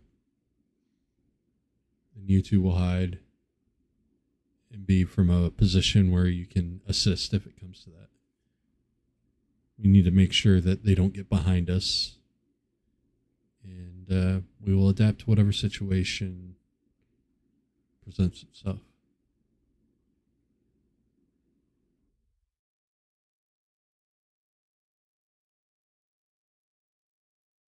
You'll start walking forward.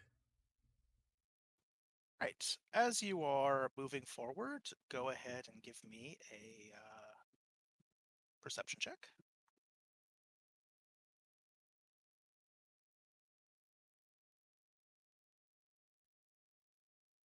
It was almost a 20. Almost.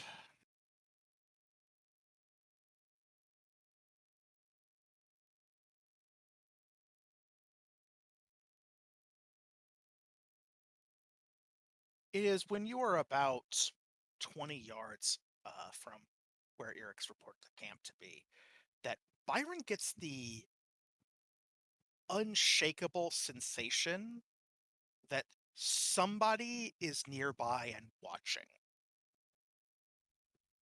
You're not sure if you heard something or caught a glimpse of something out of your peripheral vision, but it's kind of that low-key instinctive, like your instincts are telling you that your senses have picked up on something you're not consciously aware of. Somebody is hidden near you. You don't know exactly where, but something is off. You think maybe you're near a sentry. He'll hold up his fist to like make a stopping motion.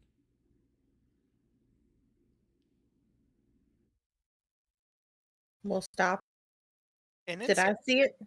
an instant later, let's see, we have a 26 and a 23.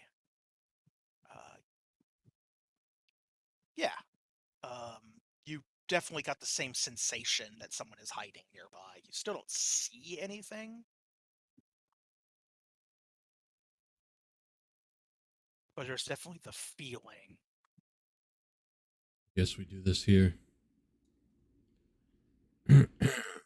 Later, there is a sharp, rather piercing, cawing noise echoing through the woods.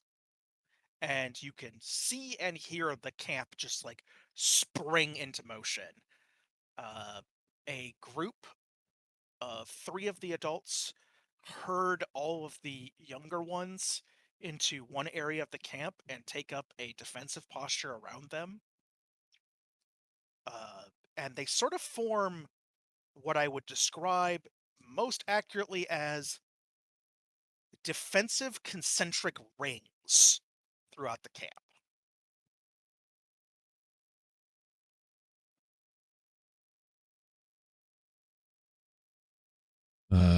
Byron will very loudly proclaim, I'm Count Byron Blackthorn. We are Pheonix Force. We are here to discuss diplomacy and matters of the law.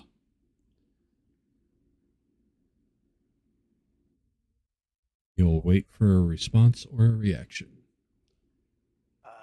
There is a quiet but still quite harsh to listen to discussion in their own particular tongue.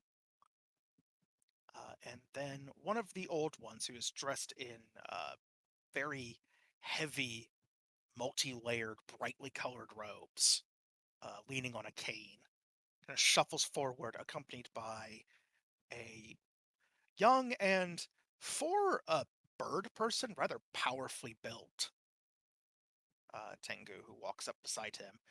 This one has a single, long, slightly curved sword of a type you've seen a few times, mostly associated with Rafen and occasionally with the Foxfolk as well, and a second shorter version that's still sheathed at his side.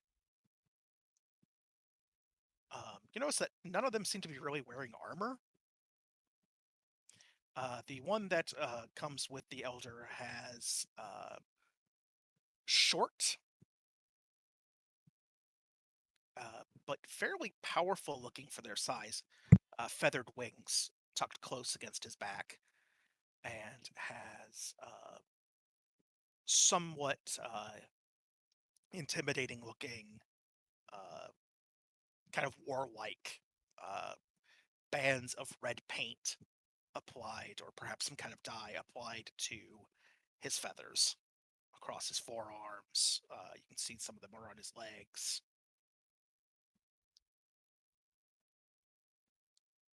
The Elder clears his throat a couple of times. I am Kai Luke. I speak for this clan.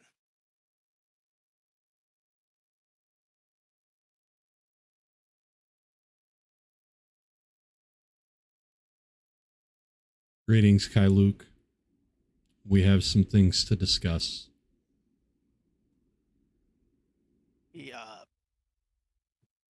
nods several times, kind of moves his head around in that sort of peculiar way that birds do when they're turning their head from side to side to maximize their stereopic view of you. Like they look at you with one eye, then the other, turning their head from back and forth to fix your position better.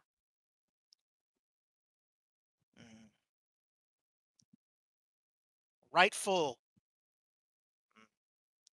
daimyo of these lands, yes?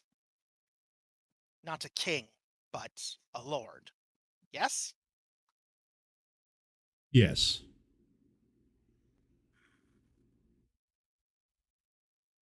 He caws something to the others, and you are somewhat gratified to see they are putting their weapons away.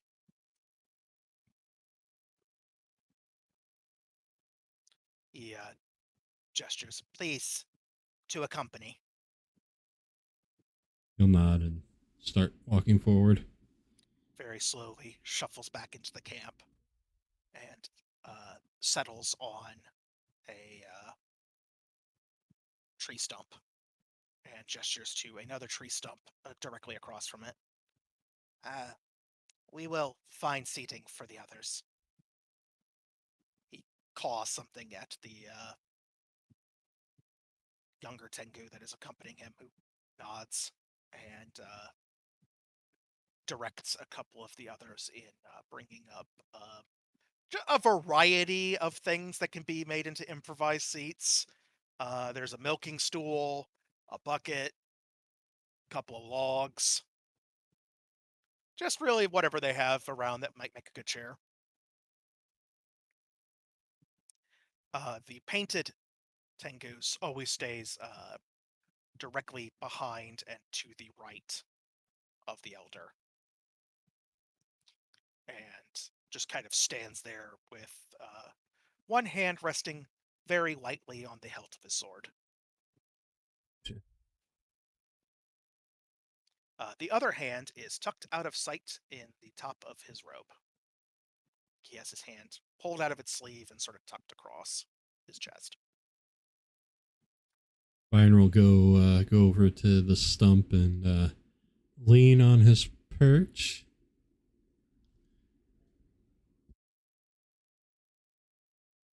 Bird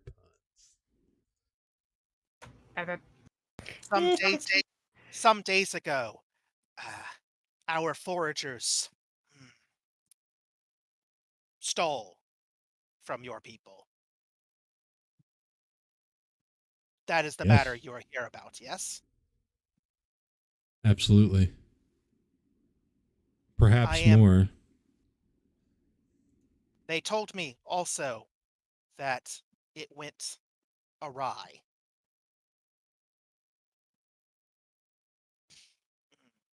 That there was a fire set.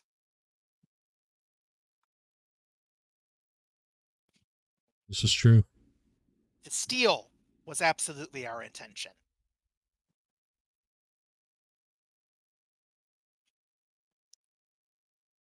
To burn your people's property. That we did not intend to do. That was a mistake.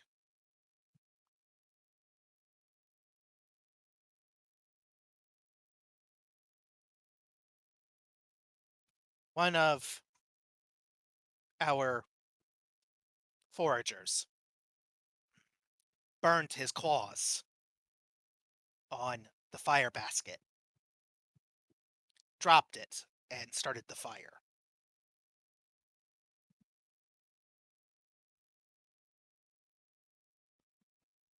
Accident or no, I'm sure you can appreciate the awkward position this puts us in.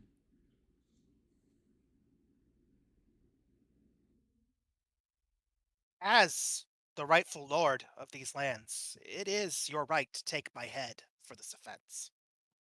I would ask that you permit me to offer myself in this manner and spare my clan. Our flock has been driven from our lands, and we have turned to thieving to survive. Our intention was to take the charcoal, as we have no means of producing our own, to arm the young ones on their sword day, as is the custom of our people. What drove you from your homes?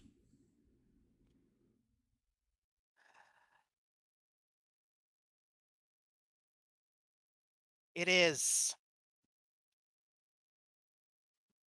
shameful to speak of. Our clan was once much larger than this. We had 12 flocks, 2 rookeries, many fledglings.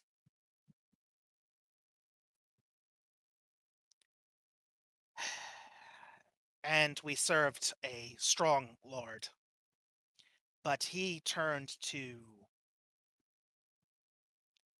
unseemly and recondite arts to bolster his strength.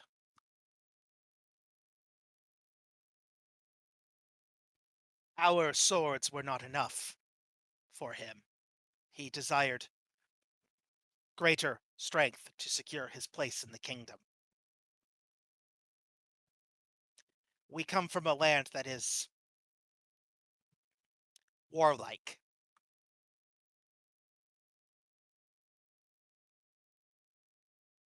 Always the lords are fastening their eyes upon each other's rookeries. Our lord summoned. I am not sure what the word is in your tongue.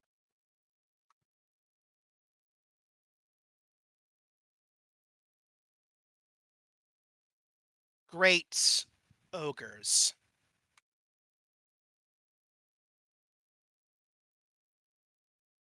Giants, perhaps? They are giant in stature, but they are not of this world. They are more like foul spirits.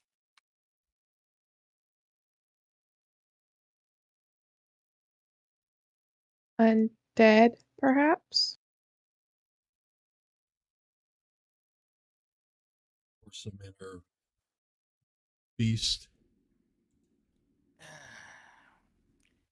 It is like a spirit given physical form from another world, greatly evil, Bad possessing news. powerful and foul magic.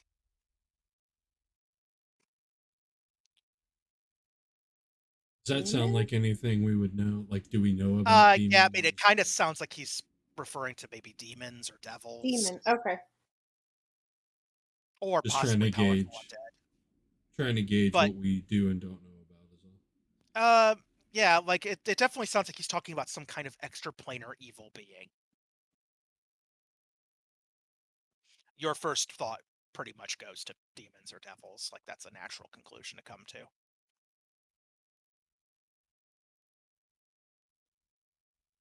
In doing so, he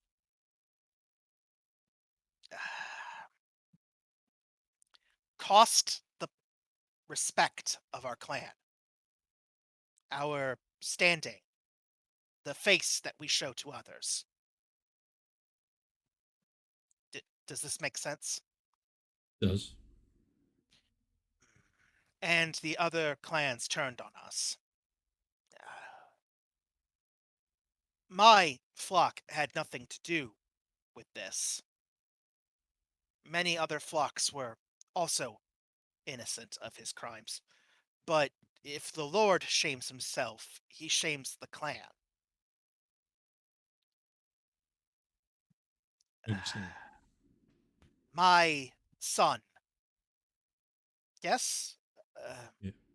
this is the human word? Your My first offspring? my male firstborn hatchling. Yeah. Yes. He was to lead the clan after I leave for the Sunny Lands. He slew our lord to end the conflict. But it is, even when the Lord has done so grave a thing, it is deep shame to slay your lord. I see. So he offered himself, his life, as recompense. And in exchange, we were exiled, uprooted. We lost our rookery.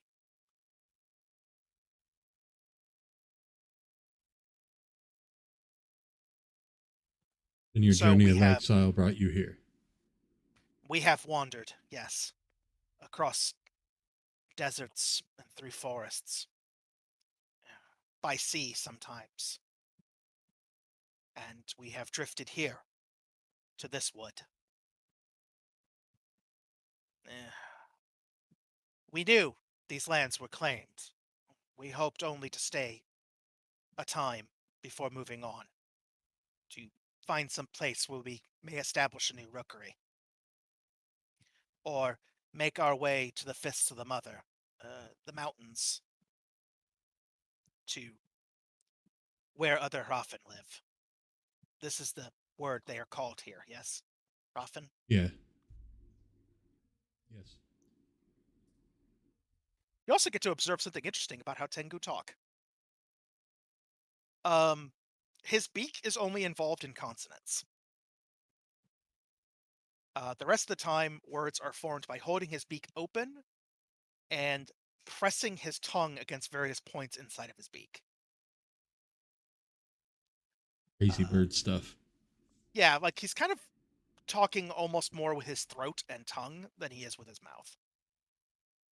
Just watching videos of like ravens talking earlier today. I didn't even know this. I did not know. They are so good at it. So good. There's a reason why traditionally for absolutely editions of D&D, by default, Raven familiars can talk. Oh yeah. It's because they possess mimicry. Also, I guess 5th Ed had like a bird species, like kind of like Tengu, that can only talk by mimicking others. I think that was a thing for a while. Yes. The Kenku. Kenku, yep. They only say to you what they have heard someone say to them. The vocal equivalent of cutting out letters to make your ransom note was how I imagined it. Spooky.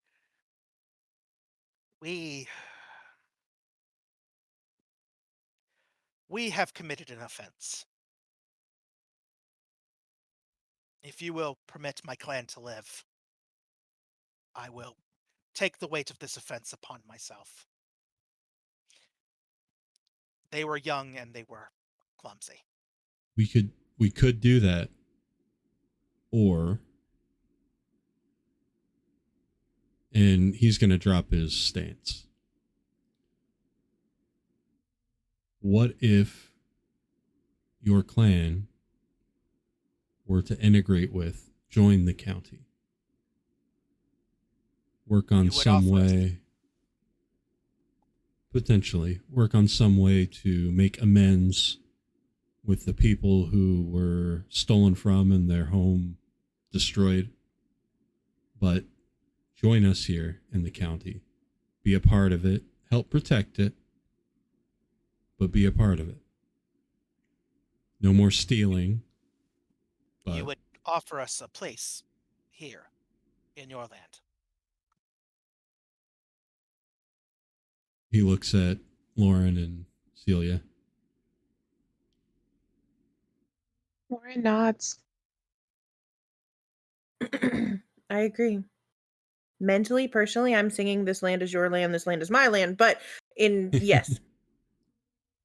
Yes.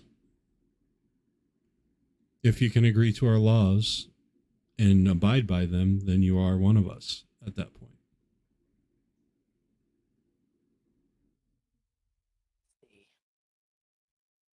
Yeah.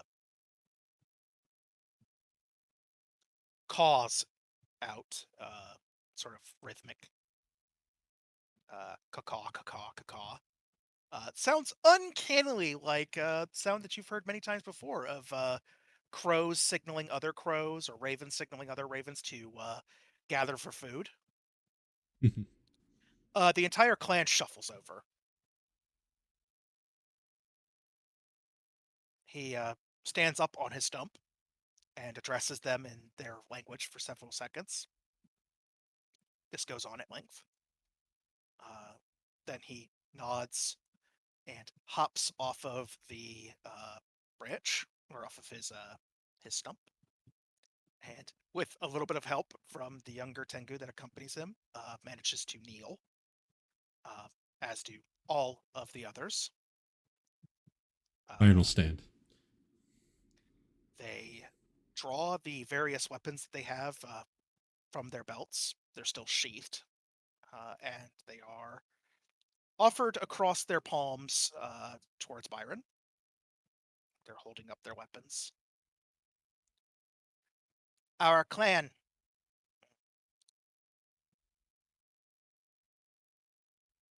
swears fealty to you, and we'll accept the name you give us. From now until we are dismissed, our rookery is your rookery. Our swords are your swords.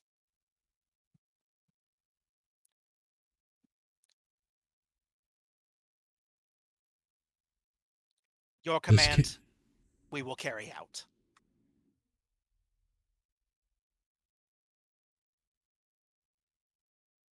This county is proud to call the Honorable Flame Talons their brothers and sisters. Oh. And the Flame Talon clan awaits your command.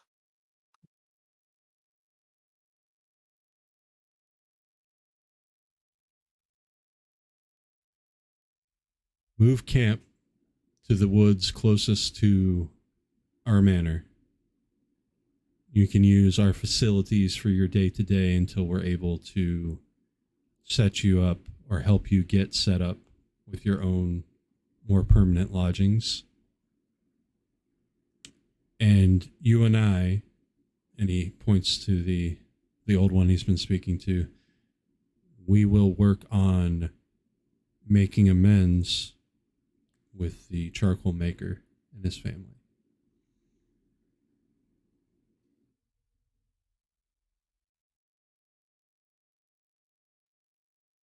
The elder nods.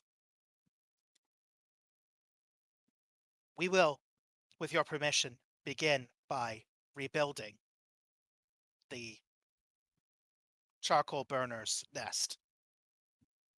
It's suitable. There is a small number of the clan who are skilled in the common speech of these lands. With your permission, they will act as our emissaries. Yes, please. I would also like to learn your language, even if I can't speak it, to understand it. I would always want to understand anybody that might need to come to me for help. This will be easily accomplished, Lord. He nods. When we have trained outsiders in the past to speak our tongue, we have learned that striking the hands together or against something else can stand in for big clacks intelligibly. That makes sense. I like it. Yeah. He calls out a command, and they begin immediately breaking down their camp. I must Uh, return and seek the out the... process- Go ahead. You actually get a explanation for where the damp sand came from. Ooh. They brought it with them. They have bags and bags of it. Okay. Like, is in they eat it to help them eat food? They probably don't eat the sand now. Okay. They do occasionally swallow pebbles to assist with food, but Yes. Okay, that's what it was. Pebbles, not sand. I knew they called it something. Gizzard. Getting all the gizzard stones in there. but yeah, they seem to just have bags of sand for some reason. It's not entirely clear at first what for. Erix is fascinated by all very unknown. Erix discovers that the younger Tengu find the concept of a small dragon person just as fascinating. Shing! They're like, Eh? what the heck? Mhm, mhm. Also, all of these Tengu, specifically, because they are one clan, share a common heritage. They are all skyborn. So they all have, at various stages of development, small wings on their back. Nice. Byron will like observe all this burst of action with an impressed expression before saying, well, we must go call upon the charcoal burner and let them know what has transpired and that their home will be repaired, rebuilt, and start those conversations. You can find us when we are available, of course, at the manor. The elder bows. Byron will do a slight bow back. He looks a little awkward, but he's trying to be respectful.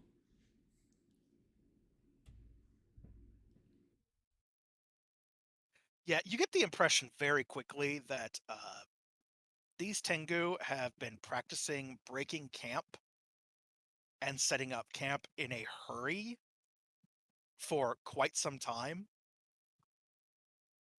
Seem. and are also remarkably quiet at it.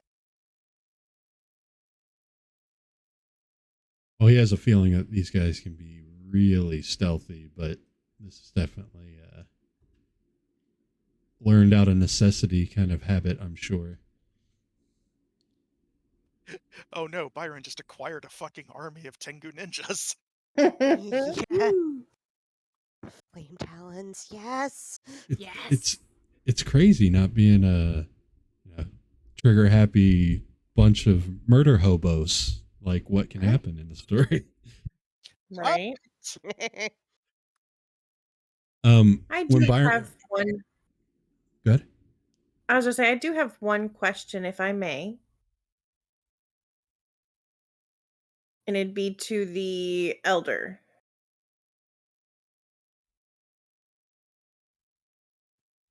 He doesn't actually know specifically what your place in the hierarchy is, but since you arrived with his lord, he just sort of assumes you're important, and it is waiting patiently for you to ask pretty much anything.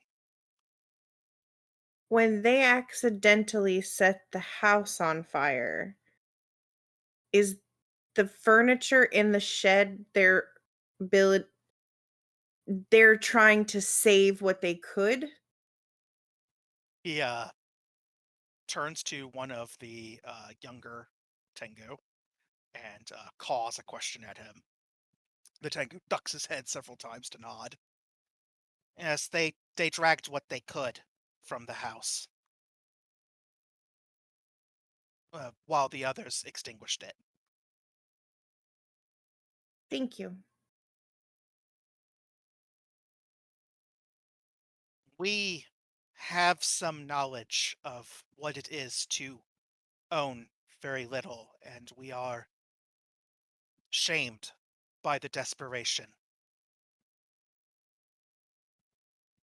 and we'll make amends.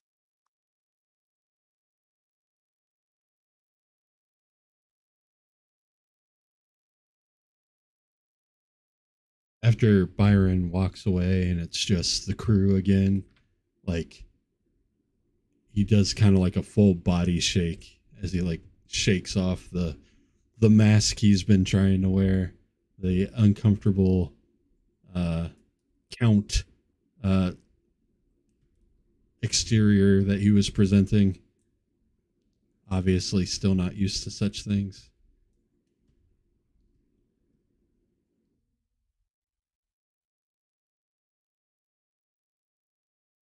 You all right?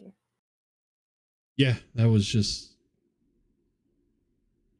take some getting used to, I guess. Yeah. I'm glad we were all of a mind to talk today. Mhm. That would have been hard to live with had we not been and then later found out the situation in full. Yes. Mhm, mhm, mhm. Does Byron signal for us to come out? Oh yeah. Yeah. Okay. Drop from the trees. Okay. The pot comes down from another branch. Crash! Yeah. Stealthy pot. Toddles Still off. pot. It's And fucked it- up too that like I've been playing so much Elden Ring, so like there are the warrior pots, which are like these big like jugs with arms and legs that can like throw down. In particular, my uncle Alexander, Iron Fist Alexander, and I keep picturing like just like this incredibly clumsy and grouchy like medium-sized warrior pot following you around, Yes. Ah, yeah. like standing around with its arms folded over the front of it, like What I see is Adamiri having a potion selling business, and with each like big potion order, she's like, "And I give you a cauldron for free," and gives Cobblepot, who then later that night walks home. Toddles away.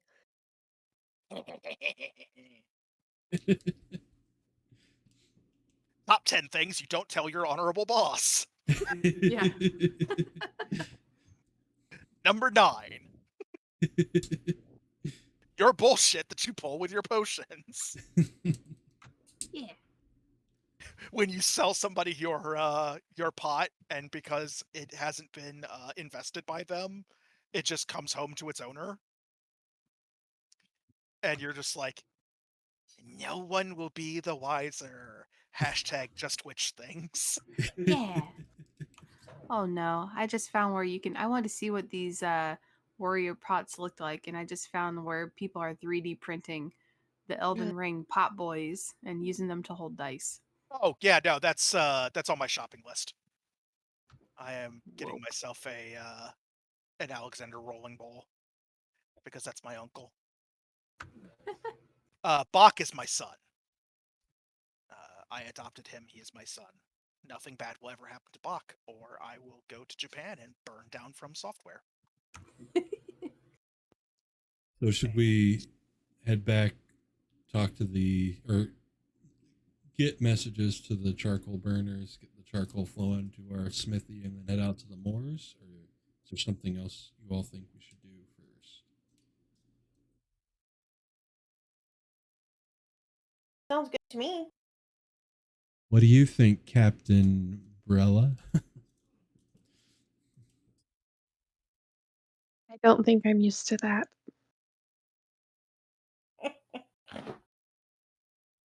What time of day is it? It's around noon.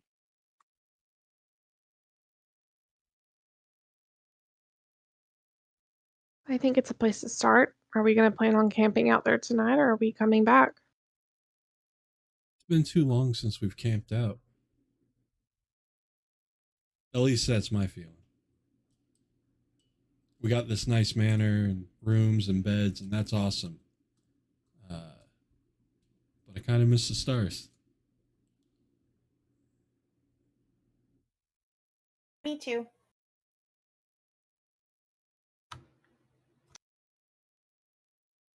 I like the stars. Also, do like beds, but stars, yes, they are good.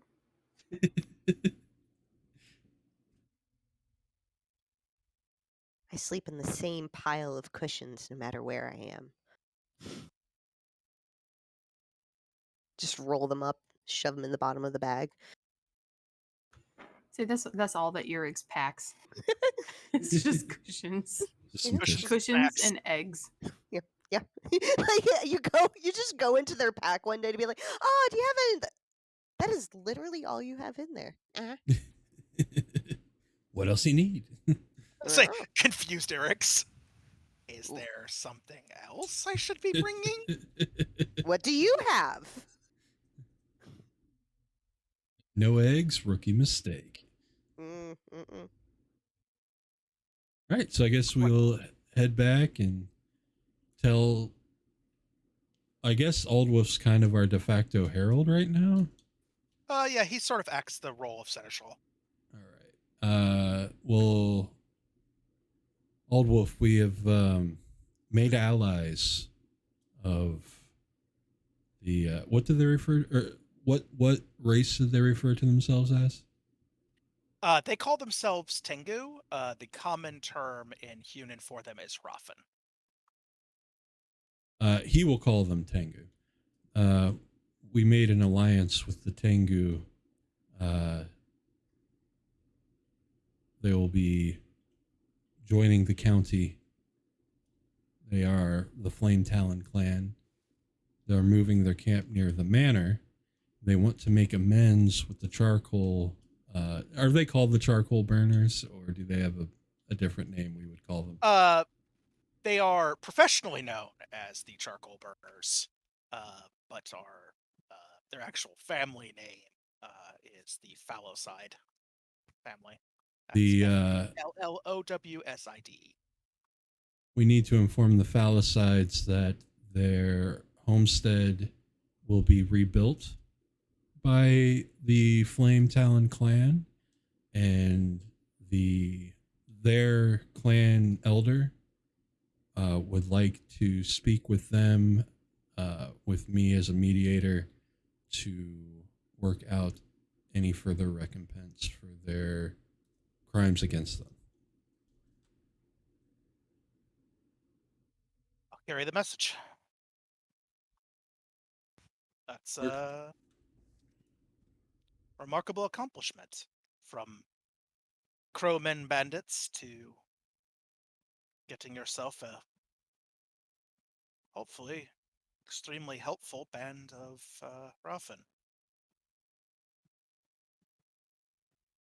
Sometimes you really need to stop and understand the situation before acting. And luckily, I was paying attention that day in the academy.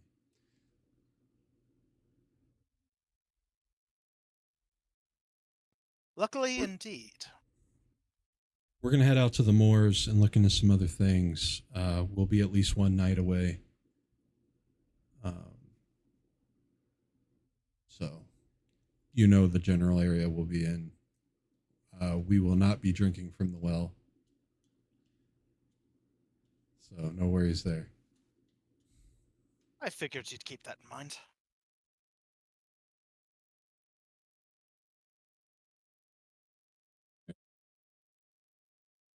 All right, let's all grab a bite to eat and then head out.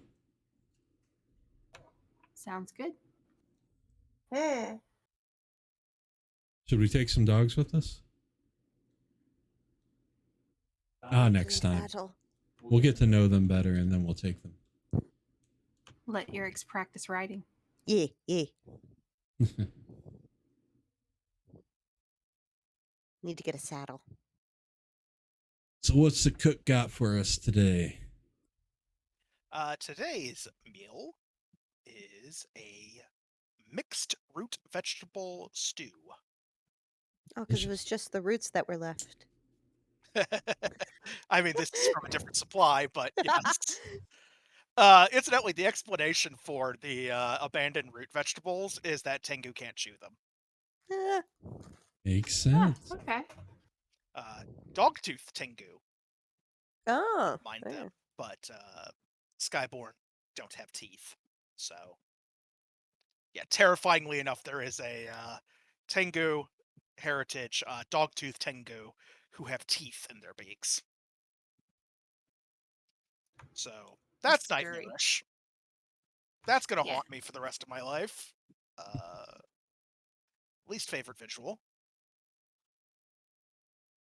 We'll have our bellies full of hearty stew before we head out across the moors. What's the weather like today? Cool and windy.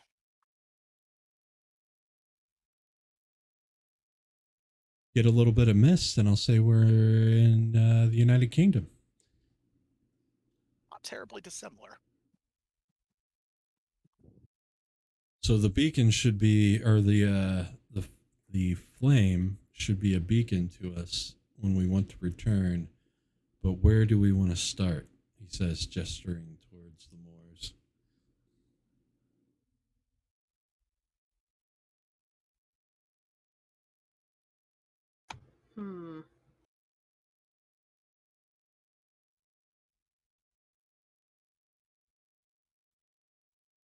Lilia, weren't you comparing maps?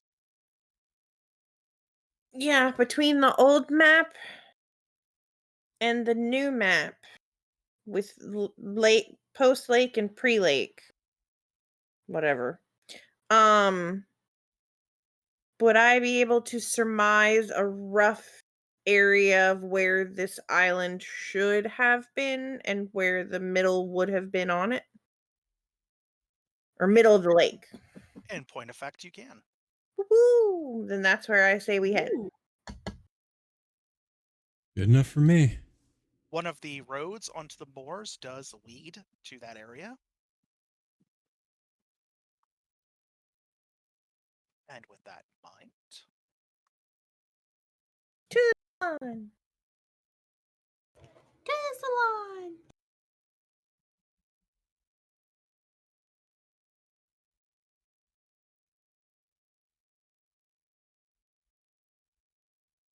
We got a horse and cart. it was not long Woo. after you were traveling down this this road that you noticed something peculiar. Did That our is to horse say, shrunk? He did not shrink. Oh. Okay. mean, I was just checking. I mean. Listen, token not to scale. Look, I'll fix it. We'll fix it in post. No. Listen, I'm not saying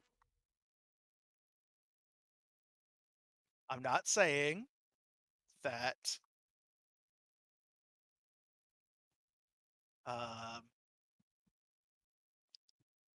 you guys can kiss my butt. But he's not saying it. But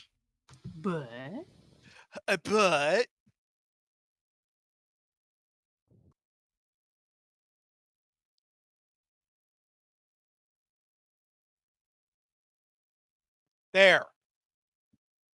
The token should be huge now. Is the token not huge now? What's that? Well, you'll have to drag a new token out. Yeah, Or drag it out again. Oh? Guess it Oh, didn't no, say. no. It's fine. It's I'll all fix good. it later. I'll Okay. fix it later. Anyway,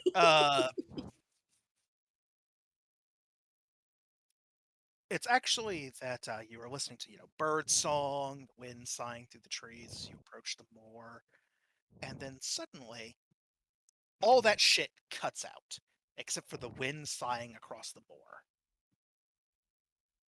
Right, so my go-to will from now on always be until I have a different stance. When shit feels weird, I'm get concerned or just uneasy.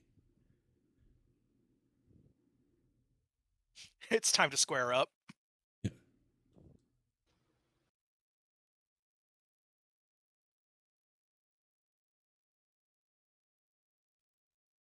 So he slides into it much easier this time.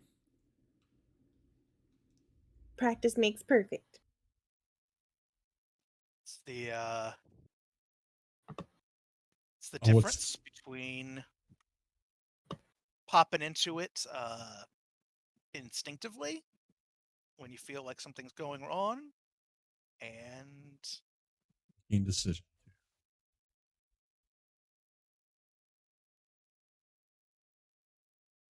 Let it flow, natural like. Yeah.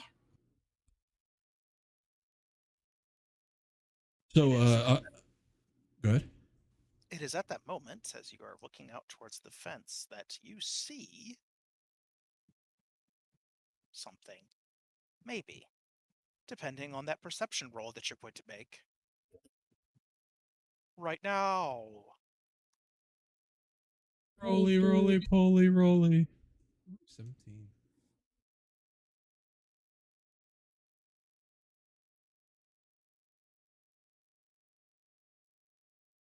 Okay, just roll a 30. No big deal. Yeah, no Oh, big deal. Jesus. I NBD. see into the fourth dimension. I'm assuming that's a crit. It is, in fact. Whee! Alright, so, pretty much all of you catch sight of a slightly unnatural swaying in the grass. It doesn't match wind. Lauren and Celia catch sight of something moving through the grass. Like they catch a glimpse of the thing in the grass. Grayish-skinned, gaunt, jagged-teethed humanoids. Laser raptor. Oh, not these things again.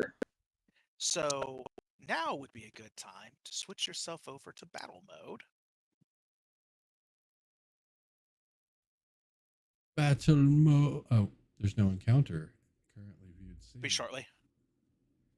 See it, I see it. It's right there. Beep, beep, beep, beep, beep. Here we go.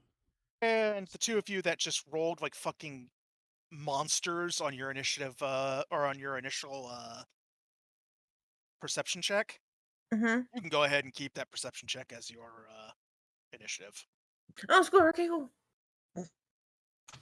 Nice. I see 28. snow. And we're rolling initiative now. Stealthy. Ugh. Snow. Oh, okay. Could be right. You did good. Slurm. Are you sure about that? Slurm. Was my aura activation DC 16 again, or what was the DC? Yeah, that'll be fine. Okay, cool.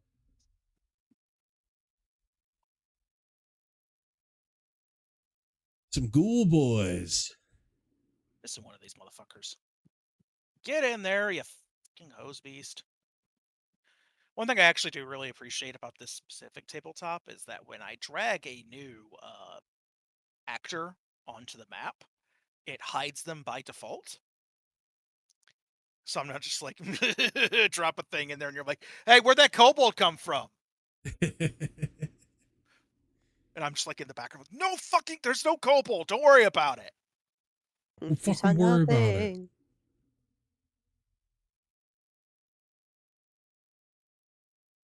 There we go. I'm going to activate the Lindsay Ellis hot dog gif. Oh, love to see it. Love to see it. Oh, buddy. Oof. Why are you like that? All right, so who had ridiculous fucking initiative checks and what were they? It Like would be Celia had a Celia 30. at 30, then me at Mhm. 28. All right, now I vaguely recall that I can, in fact, well, I can. Bloop. And also a Celia 30, Lauren 26. Was that the gist? Yes. And yeah, and Byron 28 for initiative.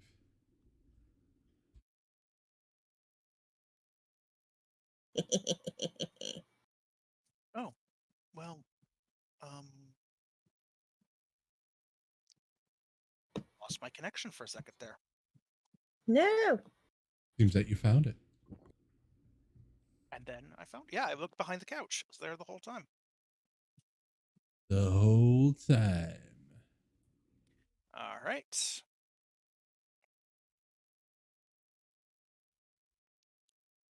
Begin. Me. Auto combat. Okay, so did I target him? I did. All right, I targeted him. Ah, crap. Bolt, it's sudden. I need All right. him to make a save, please. Ghoul number 1, 2. 2. Don't tell him to make it. Tell him to lose it. I need you to lose your save, please.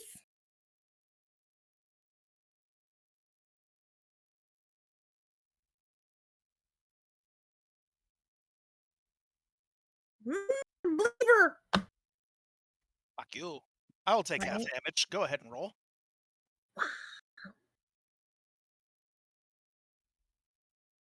Oh, sweet don't- damage. I don't love seeing that many D12s flying at me. That is not my favorite. It's pretty good. Feels good. Still okay with it. All right, 1 Okay, second. okay. Now that he's actually been fucking blasted, Yeah. you know, the rest of the party can see where the lightning bolt struck, so they know where that guy is. Yeah. Oh yeah, Celia. Let's see, what is this? Concentrate, manipulate. Components are somatic and verbal. Yeah, Celia calls out to primal forces and physically pulls down a lightning bolt from a clear blue sky. Yee. Not a Awesome. very big lightning bolt. It says it's a small bolt of lightning, but like that's relative. Small. Yeah. Like it's still way more lightning than should have been there. Yes. So yeah, And let me see. Where's Adamiri? Okay, yours is actually fairly decent. I'm shocked. not as shocked as that ghoul was. Right. I'm Gotcha. going to target Adamiri.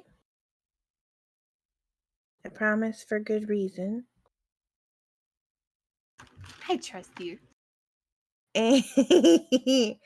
And I'm just gonna throw it out there. That's not the correct answer or response to have to "I trust you." "I trust you" is not supposed to be met with me.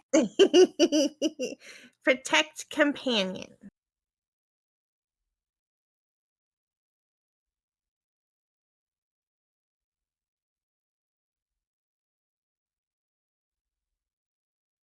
So you get a +1 circumstance bonus to your AC until the start of my next turn. Adamiri is neither your Eidolon nor your minion. I was gonna say, yeah, I don't know if it'll work for me. That's a spell for protecting like your familiar. Oh, companion! I thought it meant companion like friend, not companion like familiar. No, Boo. it's in the text. I didn't read all the way down then. A Aw. magical shield that protects your Eidolon or minion. I didn't read anything down there. I was reading all the stuff that it does. Okay, well then I take that back. I don't do that, and I'll raise my shield instead. Good idea. I'll go ahead and trash can protect familiar. Thank you. Well, they should have named it Protect Familiar. That's true, but familiars aren't the only thing it can protect. True. Okay, untarget her now. My cavalier uses protect companion to shield her horse. Nice. Okay, now I done.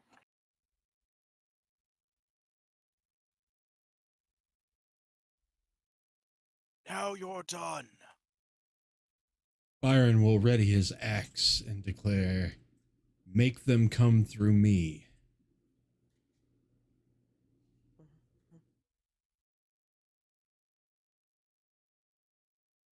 And now I wait.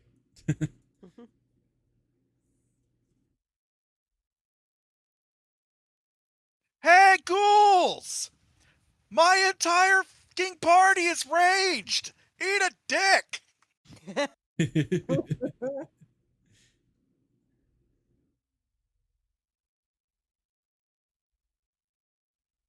Is that wrong? Nerd! The Alright, good what stuff. is your speed? Why are ghouls so fast? Ooh.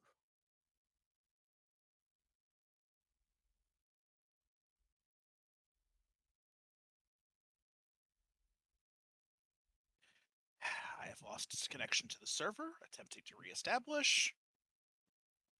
Okay. Oh, we killed them all. Yeah. Mhm. You didn't see They're the just dead. rolls. You're Yeah, disconnected. no, they're gone. They're all dead. Oh yeah. Yeah, we raised the crit counter by like 5, but we haven't gotten a chance to do Yeah. that. Okay. Yeah. All of that sounds super plausible. With Byron, yes, it does.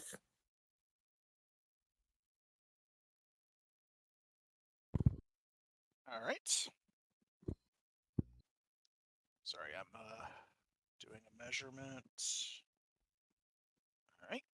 So this ghoul is going to move up to his speed.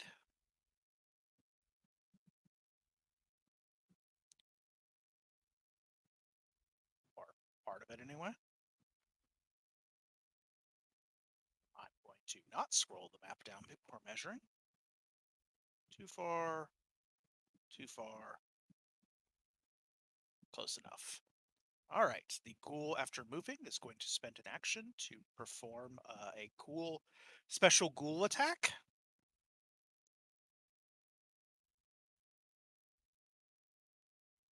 Oh no. I like that. To leap through the air in a horrifying display. I don't like that at all. It's going to jump so hard that I'm going to lose my connection to the server again. It's Ford's side. I think it's happening. It's happening to me too. But Yeah, it comes back fast. Forge's up to something at the moment.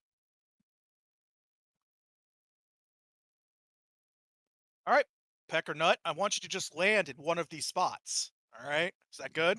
We good? Cool. That pecker nut.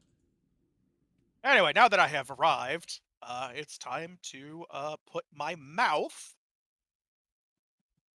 on this person who summons lightning bolts. Respect. That's fucking no, absolutely nothing respectable about this. I'm gonna put my mouth on her because you are now a threat, but also you look delicious, my dear. Oh yeah. Le chomp. Melee strike. Yaws. Apparently it decided not to target you. But See, that's okay. But does a 24 connect though? My 24 hits me. What we like to hear. So, what I need you to do, in addition to all this other shit, in addition to the damage you're about to take this damage.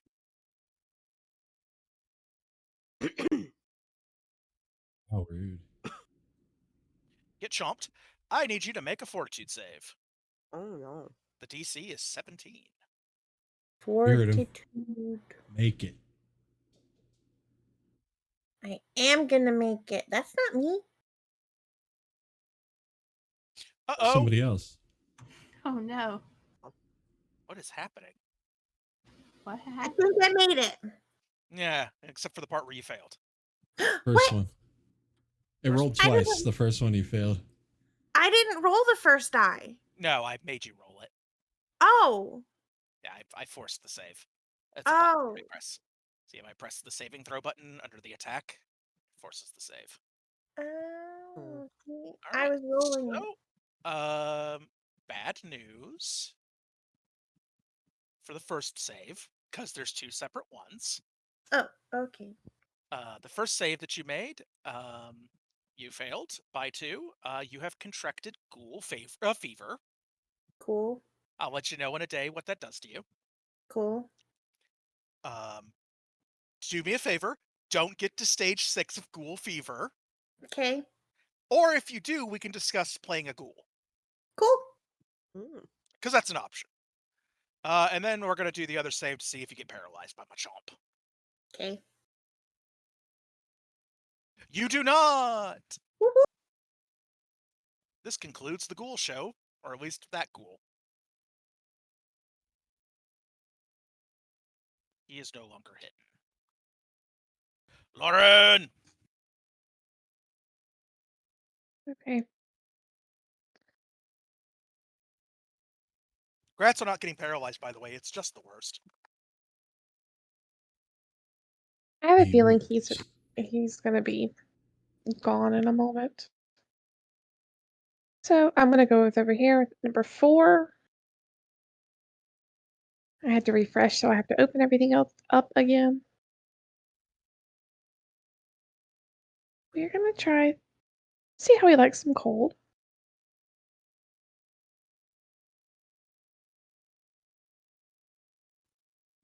Oh, I Ooh. juked it. Ooh, okay. It's one. All right, I'm gonna bring my shield up. That's it. I'm not saying Yeah. that the ghoul does like part of the thriller dance, the part where you like shuffle and clap over your head. We're gonna have to do combat drills with like positioning and strats and stuff. Eric's! All right. So with the ghouls in the field that haven't acted yet, does that mean that I get my sneak attack damage on them right now? Yeah, if you can get to them. If I have a ranged attack? If you have a ranged attack that can reach them, absolutely. Let's see here. How far is this short bow? That's the good question. I forgot about range. 60 feet. I believe in second ed, when a rogue throws up sneak attacks with range, it's just within the first range increment, and that's it. There's no like you have to get super close to them or whatever it was, and like Is 65 feet away, motherfucker. that's why you take a You single. can move, right? Just take a step. Oh, I can do a free step. Well, it's not Oh, free; it's an well, action. But well, yeah. Well, if I'm gonna be moving one, I might as well move a couple. that Oh, is often the case. yes. Unless you want to make them come through this way. Well, I'm also not in your aura right now anyway. I should probably get in there. Can Oh get yeah, that damage bonus. Oh, that damage bonus. So then let's get to here so that we're next to each other. And then I'll draw the bow, and then I'll fire at Ghoul 2 was the one that got the lightning. Oh yeah, Yeah. That's he's the one where you know exactly where he is because he got a lightning bolt to the top of the head. that guy. That's the Mark guy. that bitch. Oh, and flat-footed target. Yes. Yeah. So one action to stride into the aura and get in range, one to pull the bow, and now one to split awake. Ba-doop. Big Oh, splitting. balls. Ooh, by one. Oh. Nothing Ah. hurts more than missing by one. Nothing. Ah. Not even critical fails fucking hurt. Right. Just that one. Well, that was my round. I tried. One thing I really like about the bow firing for Eric's specifically is because Eric's now has dangerous dragon claws. You don't have to stop to pull your knife out if something gets into melee with you. You could just use the hand that's not holding your bow and just fucking Yay. smack them. Mhm.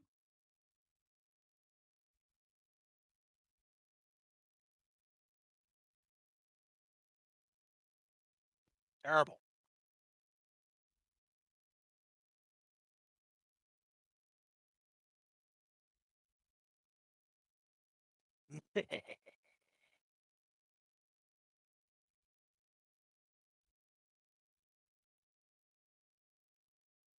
I don't like that. All right. Because ghouls have neither memory nor respect, this ghoul is going to leap out of the grass.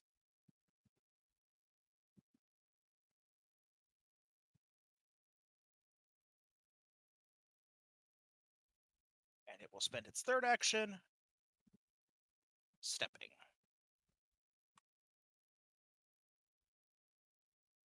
Sir. Bruh. Okay. Adamiri. Adamiri is going to spend one action to move next to Byron. And then she is going to put a hand on his weapon and cast magic weapon. Yes. So my aura is +2 now, right? Yeah, as a matter of fact. Yes. It doesn't give me permission to do. I have done it. Thank you. And that casting is 2, so that is my turn.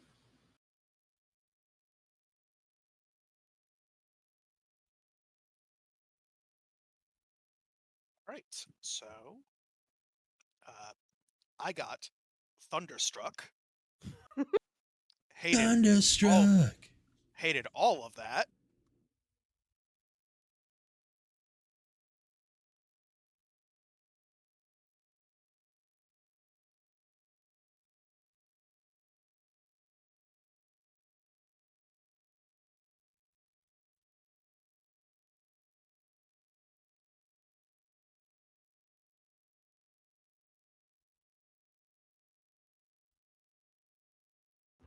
Our cat has hiccups right now, and it's like the cutest. Oh, that's adorable. Sup? Oh, cool. You look like you're full of meat. Nice to eat. I just replayed Cyberpunk, so it's like thinking of fucking Smasher's fucking line to Evie at the elevator.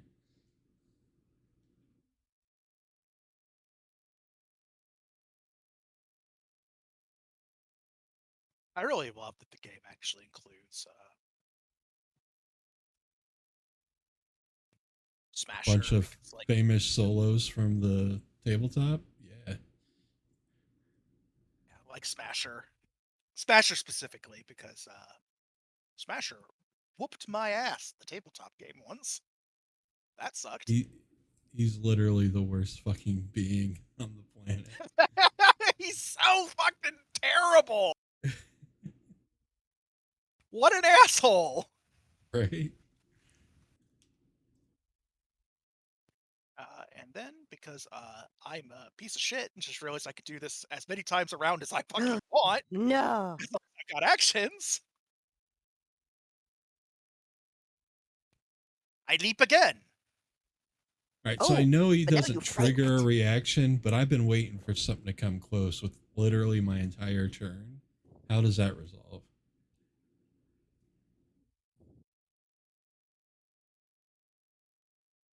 Assuming that you were your action was in fact to ready to hit the first thing that comes in range.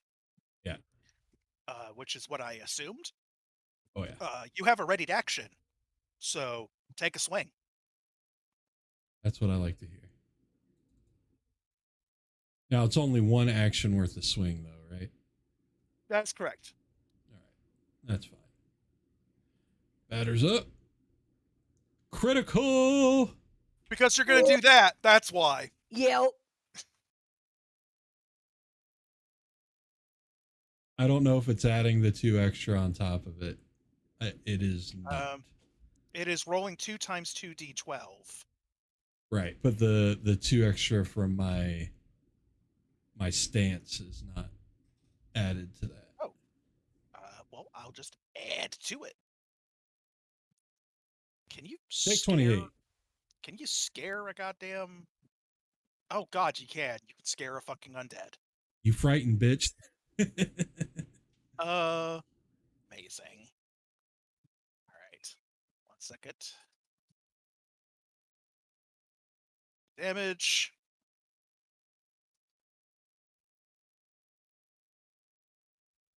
Two.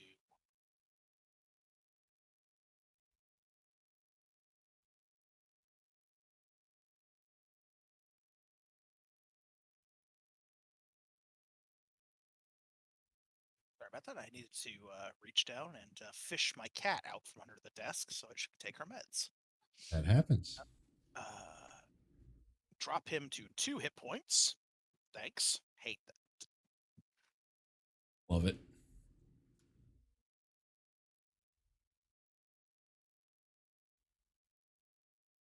Let me go grab...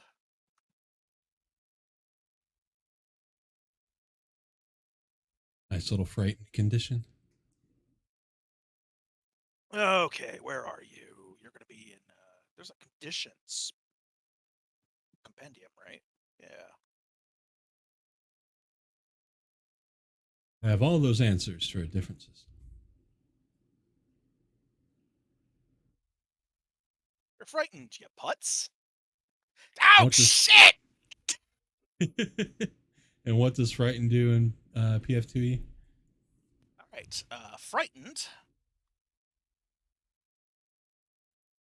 ruins your whole goddamn day. All right, where are you, frightened?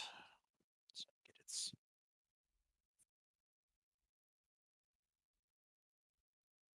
All right, you are gripped by fear and struggle to control your nerves. The frightened condition always includes a value. You take a status penalty equal to this value to all of your checks and DCs. Fantastic. Unless specified otherwise, at the end of each of your turns, the frightened value of your the value of your frightened condition decreases by 1. Awesome. So, at the end of Ghoul 4's next turn, if by some miracle he will stop being frightened. But for the time being, he is quite heavily debuffed, actually. That's all kinds of things that just got fucked with one move. I like it. Celia, All right. you're in a ghoul sandwich at the moment. Yeah, but I hit originally ghoul number 2, so I would like to do that again. Maybe not the same thing, though. Let's see. Let's shocking grasp. Oh, fuck. All right, hit me with a tasty attack roll. Attack roll. Oh, no! The hit, boys. Now to roll the damage. You liven my nerves. Yes. All Okay. right, so Celia thoroughly chars one of the ghouls with her And Joker-style hand buzzer, yes. Okay. which is ironic because I'm Joker now. And then I'm going to. Where did it go? Shield.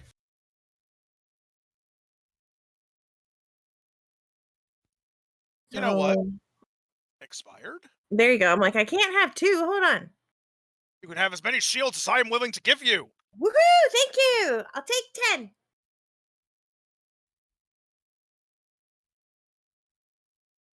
I One, am. not technically accurate.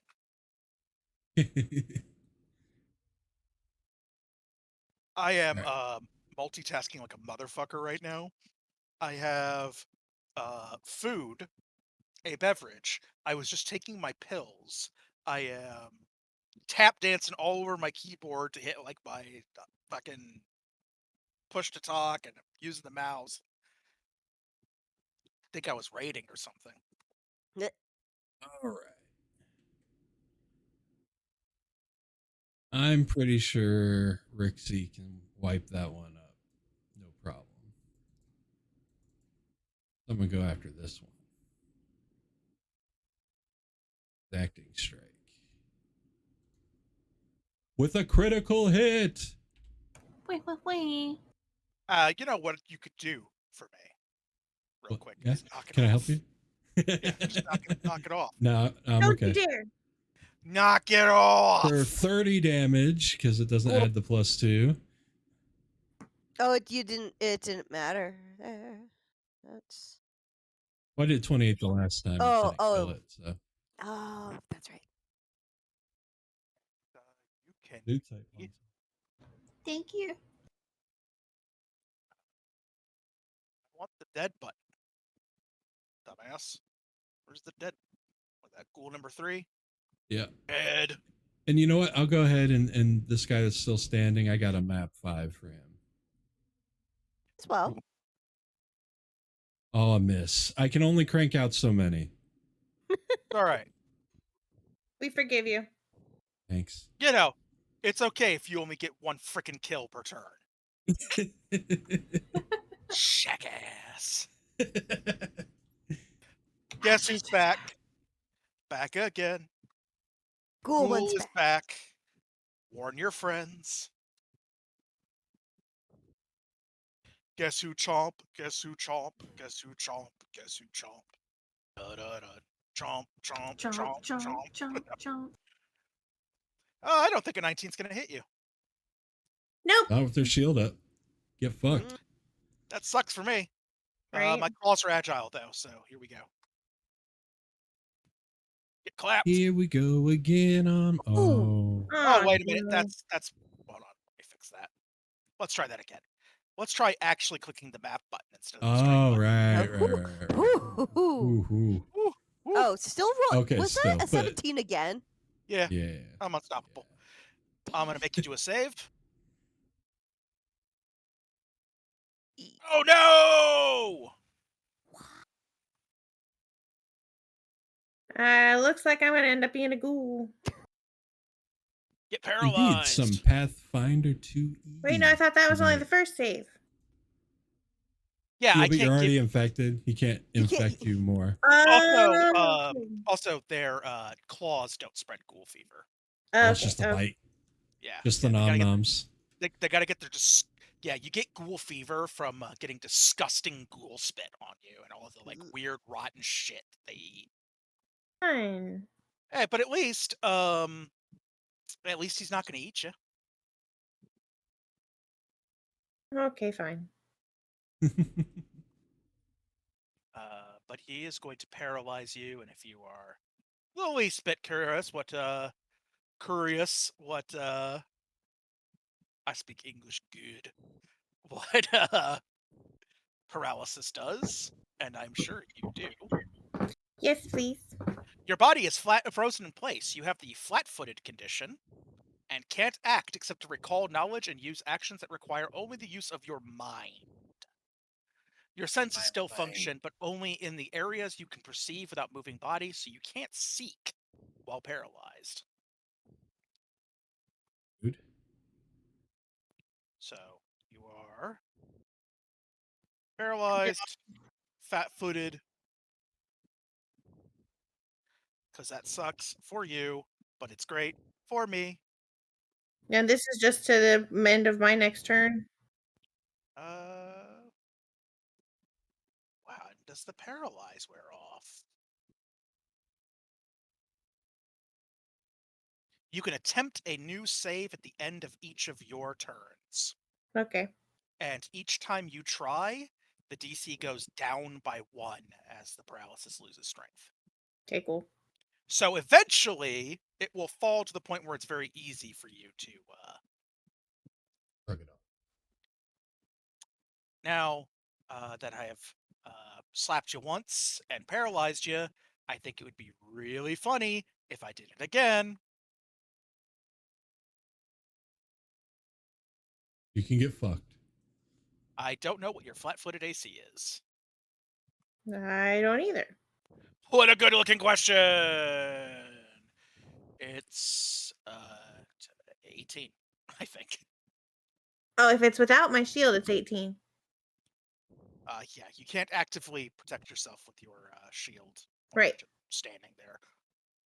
How do you sort flat-footed in this edition? What a good-looking question.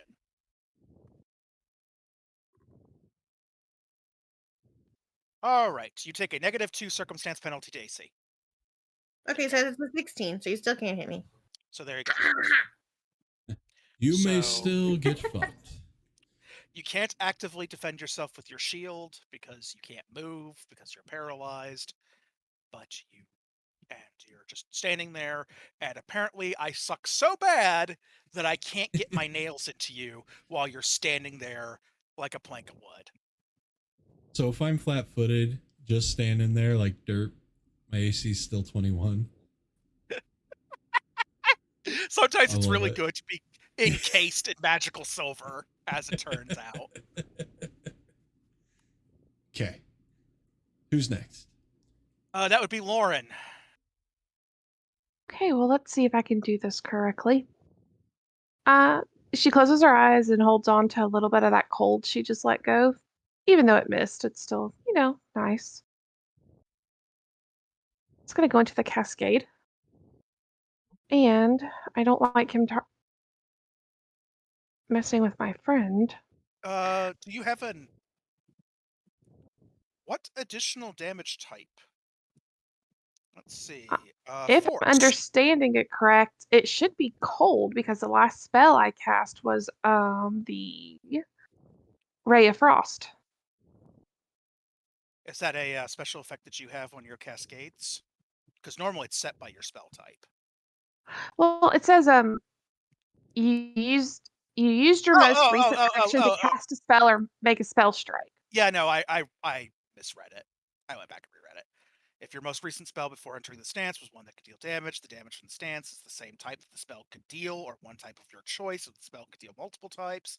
And if it couldn't do damage, then it's a type set by its school. But it was, in fact, a damage type. It's cold, so your stance is now Arcane Cascade Cold. And I will take my move to here. See if I can actually do it something this time. I'm going to try to hit him. Where's my actions? That's not what I wanted. Her. I was hoping there's something I could drag over to give my +2. Yeah, unfortunately, I'm just outside of it. And to be where I need to be, I'm going to be outside of it. There we go. Oh,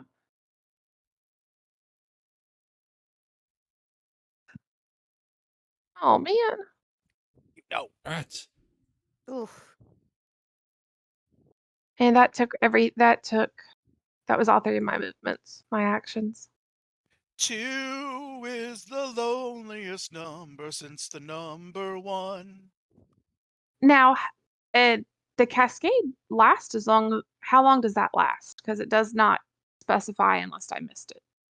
Okay, let's see. Blah blah blah. Blah blah blah. Oh, it's concentration. So Okay. as long as you spend an action to maintain the effect, you will remain in the stance. Okay. So basically, you're trading an action to maintain the cascade. Okay. And the cascade can be cast. I can use that.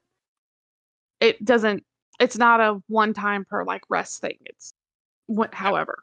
The cascade is triggered whenever you meet the requirements for the cascade. Cool. Okay. So for your cascade, the requirements are you used your most recent action to cast a spell or make a spell strike. So basically, the only time you have to worry about maintaining your cascade stance is when, say, you don't have a spell in mind that can reach an opponent, or you need to do some other thing that is not casting a spell or spell striking. Like, say, Lauren wanted to stop and bandage a wound that Adamiri received.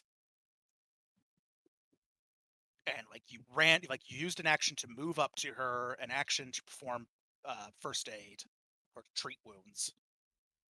And you're like, well, shit, neither one of those things is casting a spell. I don't have enough actions left to spell strike or throw a spell. Okay, I'll spend my third action to maintain the cascade. Okay. So basically, otherwise you just reset your cascade every time you cast spells. Okay.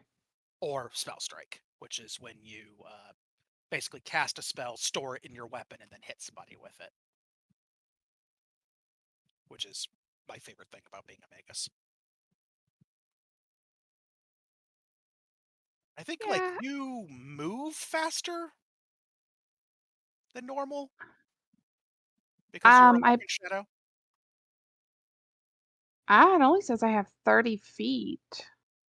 Oh yeah, that's because you're moving faster. Yeah. Yeah, your hybrid study is the laughing shadow, Mm-hmm. While in Arcane Cascade stance, you gain a +5 status bonus to your speeds or a 10-foot bonus if you're unarmored. And if you have a free hand while in the stance and are attacking a flat-footed creature, you increase the extra damage to 3 to 5 if you have weapon specialization, or to 7 when you have greater. Incidentally,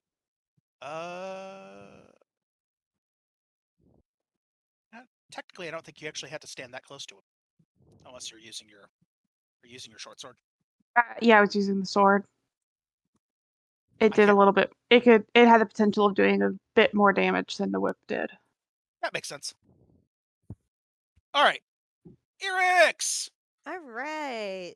So this ghoul, they're flat foot. Well, they're Flanks. I get flanks, so I get that, and I'm And just gonna they're flail with afraid.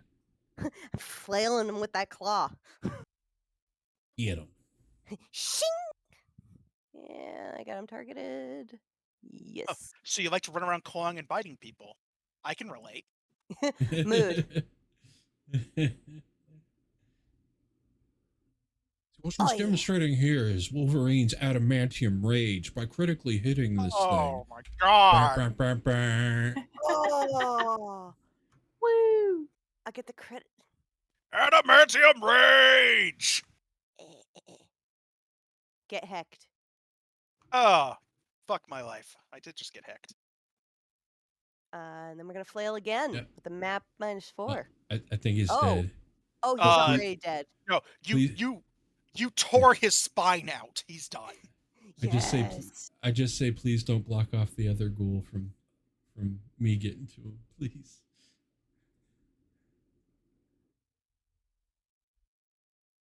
You got a nice straight line for that For the bum rush. let's see here. Well, that was only one action. You got a bow in your hand still. Oh yeah, that's right. I can just Oh, that's fire at it facts. with. That's the And best part about stay in having the- claws. And stay in the aura. Oh, that's so sick. So yeah, Eric's rips a ghoul's spine out with their horrible little claws. They're actually not horrible. They're very draconic. They're like an Get 'em. emerald. They're like an emerald green. Oh. I like her claws. I think Adamary's painting them later. Yes. Yes. All right. Well, and we'll just give another shot. Bam. That's a strike. All right, just make sure that you do not have your sneak attack turned on. I do not. It is not on. But I still roll max damage. And then add 2. Oh. I forgot to add the 2. Aha. Get fucked, stay fucked. And I've got a map -10 for you, buddy. Let's just see what happens. Yeah, let's go Fuck it. crazy. Critical hit. And I'm still gonna Oh. crit. Wait, wait, wait. I'm just gonna crit. That's all we're doing. You can never hit anything on a map -10. Bonk.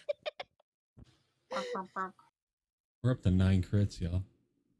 Oh Nice. Jesus. Come on. More. Right. And let's make sure we include the extra damage. Right. All right. Let's Wait, Oh, that was... oh shit! I don't know why I hit that again, and I rolled the same thing. Loser. All right. That So, yeah, I'm unnecessary. going to. That's Oh, it's like unnecessary. it's like a reflex with me, to be honest. Right? It's like I gotta roll something. All right. So, dead assholes don't get turns. So it's Adamari. Yay. I would like to make pew pew. You know somebody that could use it. The guy who just got his fucking wig split with a arrow after Yeah. paralyzing your friend.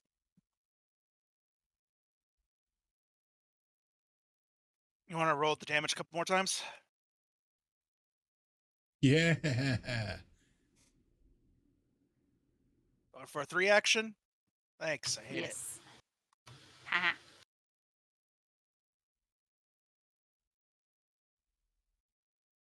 And that is my turn. Eat All right. shit, ghoulie. All right. Ghouls get fucked. Key item Jibberjab does not exist, which means that the combat is over. I assume I'm the only one that sees those. I hope I'm the only one that sees those. See what? Oh, anytime I end the combat, it tells me about a bunch of things that are not embedded in the something or other. Oh, that's you. Yeah, that's all you. We Yeah, don't see that. yeah, that's fine. You don't have to look at my missing parts from this module. Oobajoob. All right, so the ghouls collapse to the ground. The horrible, hungry red light goes out of their eyes, and they're just incredibly foul-smelling corpses.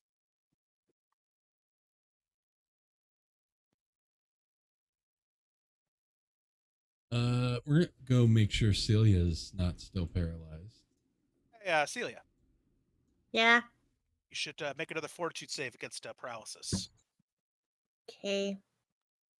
The DC is... Where's my paralysis at? Where's my Paralysis demon. Where the fuck is my paralysis? I'm gonna scroll all the way. Oh my... Got a ghoul's character sheet, huh? Oh yeah. Oh yeah. There you Yeah. go. That's what we Oh yeah, like. that'll break it. All right, you Very are... nice. Is that a critical save? Right? Come on, say it is. Say it is. Let me see. The DC would have been 16. 10 crits tonight. Whee! Still think it would have been kind of funny if I was paralyzed for you guys to have to like pick me up like the Tin Man and just kind of carry me around like a statue in place. Yeah. Ira just chucks you under his arm. Really bad Weekend at Bernie's. I'm not saying that I have used telekinesis to throw a paralyzed friend across the battlefield out of the reach of the monster that paralyzed him. Because I have agreed to never speak of it happening. But you can use your imagination. Quite the augmented fastball special. Yeah. I mean, hilariously, that's actually an option for barbarians in Pathfinder 2e. Yeah. They have a feat called Friendly Toss, where you could just bend down, pick up one of your small friends, and fucking throw them like a javelin. And when they land, they get to hit somebody, so, you know. Oh my god, how am I going to get to that other airship? Why are you smiling? Yeet! Yeet. All right, Celia, we got to get you patched up. You took a nasty couple hits there. I have some antidote on me. Do I think that might help her condition? Is it the kind that can treat diseases? I believe so. Let me check. Or is it the kind that is for treating poison? Oh, this might be for treating poison. Let me check. I think it's a separate Does- item called Anti-Plague. What does Balderdash say in the evening camp we're going to do? And your various herbs. Blub, Yeah. blub, blub. What Balderdash says is blub, blub, blub. It's an interesting point, Balderdash. Yeah, this is against toxins. You said it's called Anti-Plague? I believe so, yes.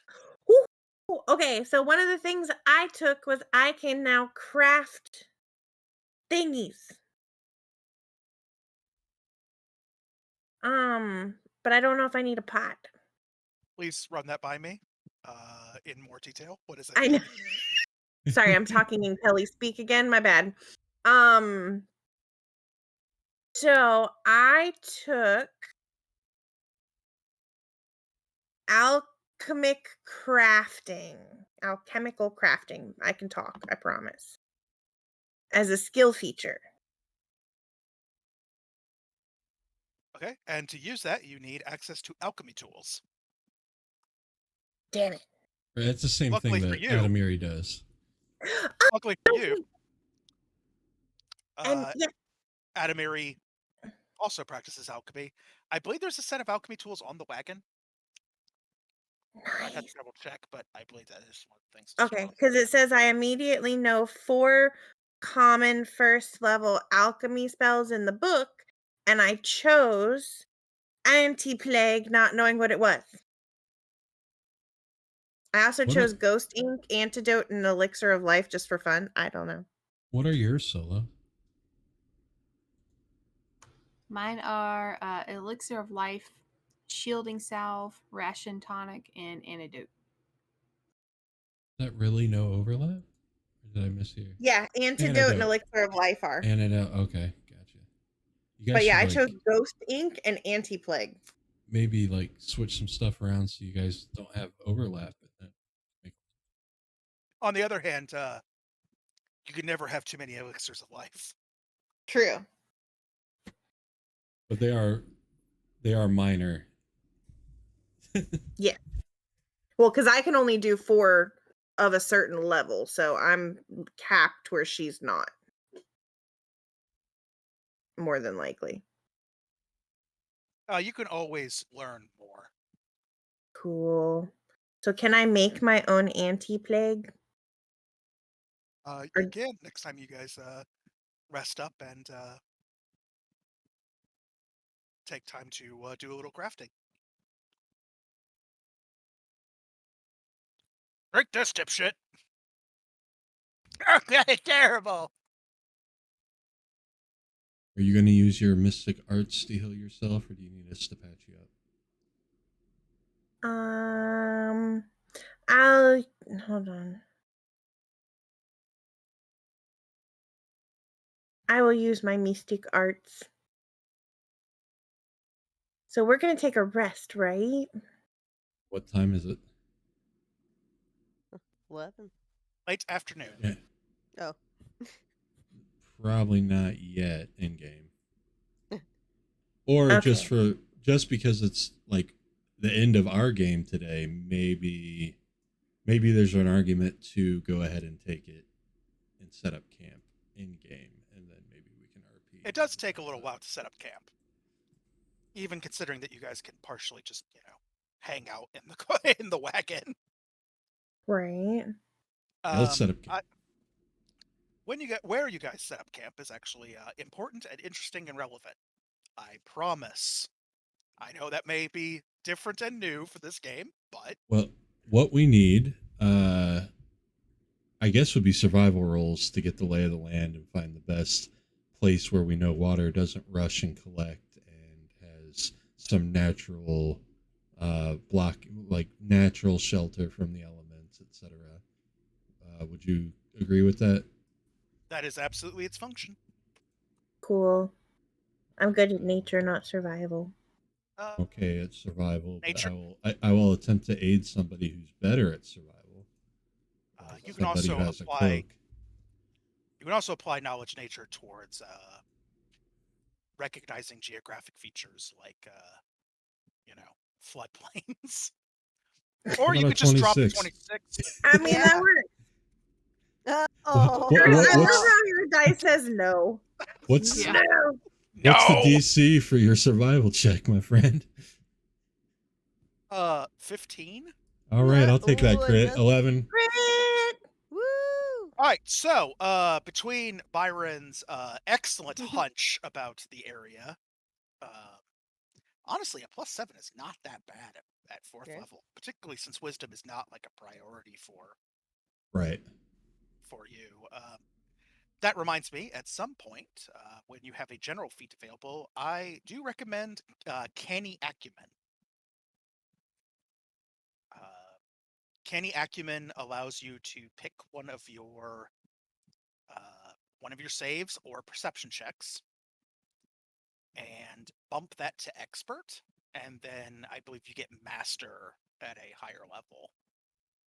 And what that is typically used for is either classes that are very bad at perception or classes that have one bad save. Gotcha. Let's just put it this way. I know from painful experience, and I'm sure everyone else here has seen it in other editions, in other games, you do not want the fighter to get mind controlled. Oh, no.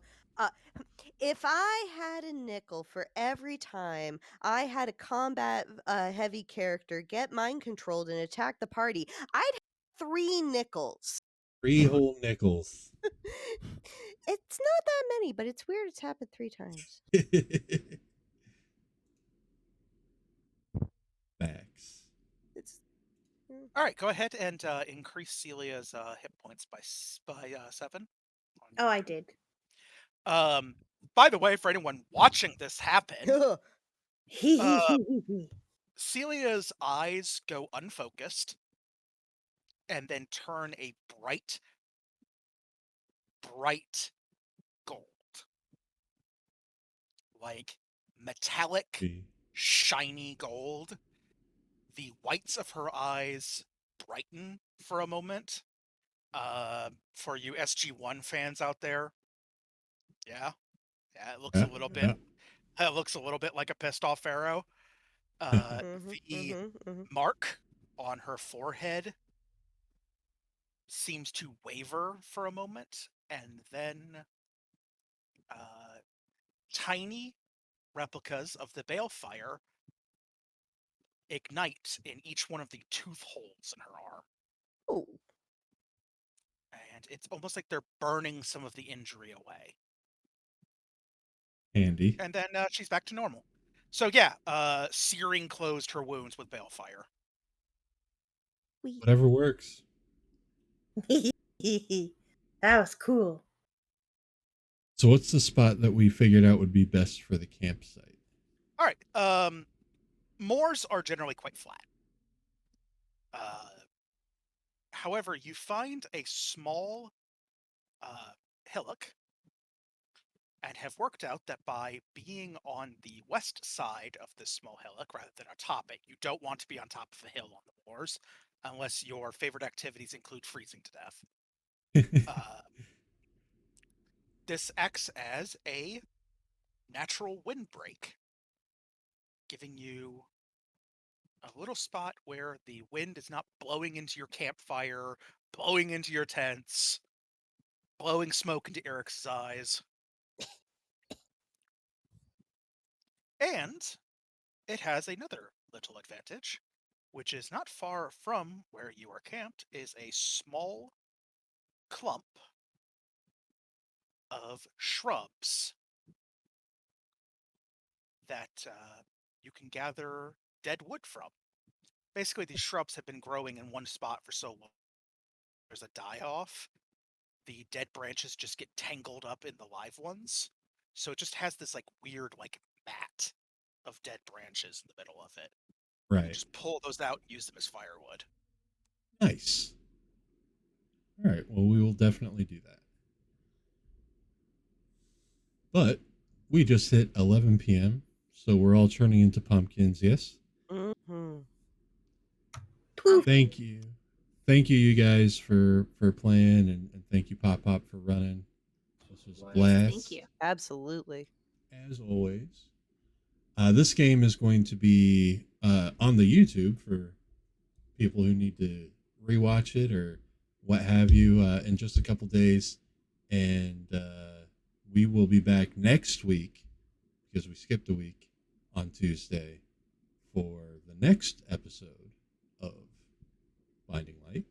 And on the channel, the next game that's scheduled will be this Friday. Will be a D&D 5e game, the Curse of Strahd game, which is awesome. If you're on YouTube, tune into the Twitch channel to watch these games live. Also, while you're here, hit the like button and make some comments. Ask us about our characters and about the game. This setting is a homebrew setting, and it's awesome. And I'm sure Pop Pop would love feeding me information to answer your questions about the setting. So yeah, ask those questions in the comments. But that's it for us tonight. If you're in the Twitch chat, stay for a raid. We're raiding another Tabletop RPG channel. Otherwise, have a good night. Have a great week, and we will see you next time. Bye.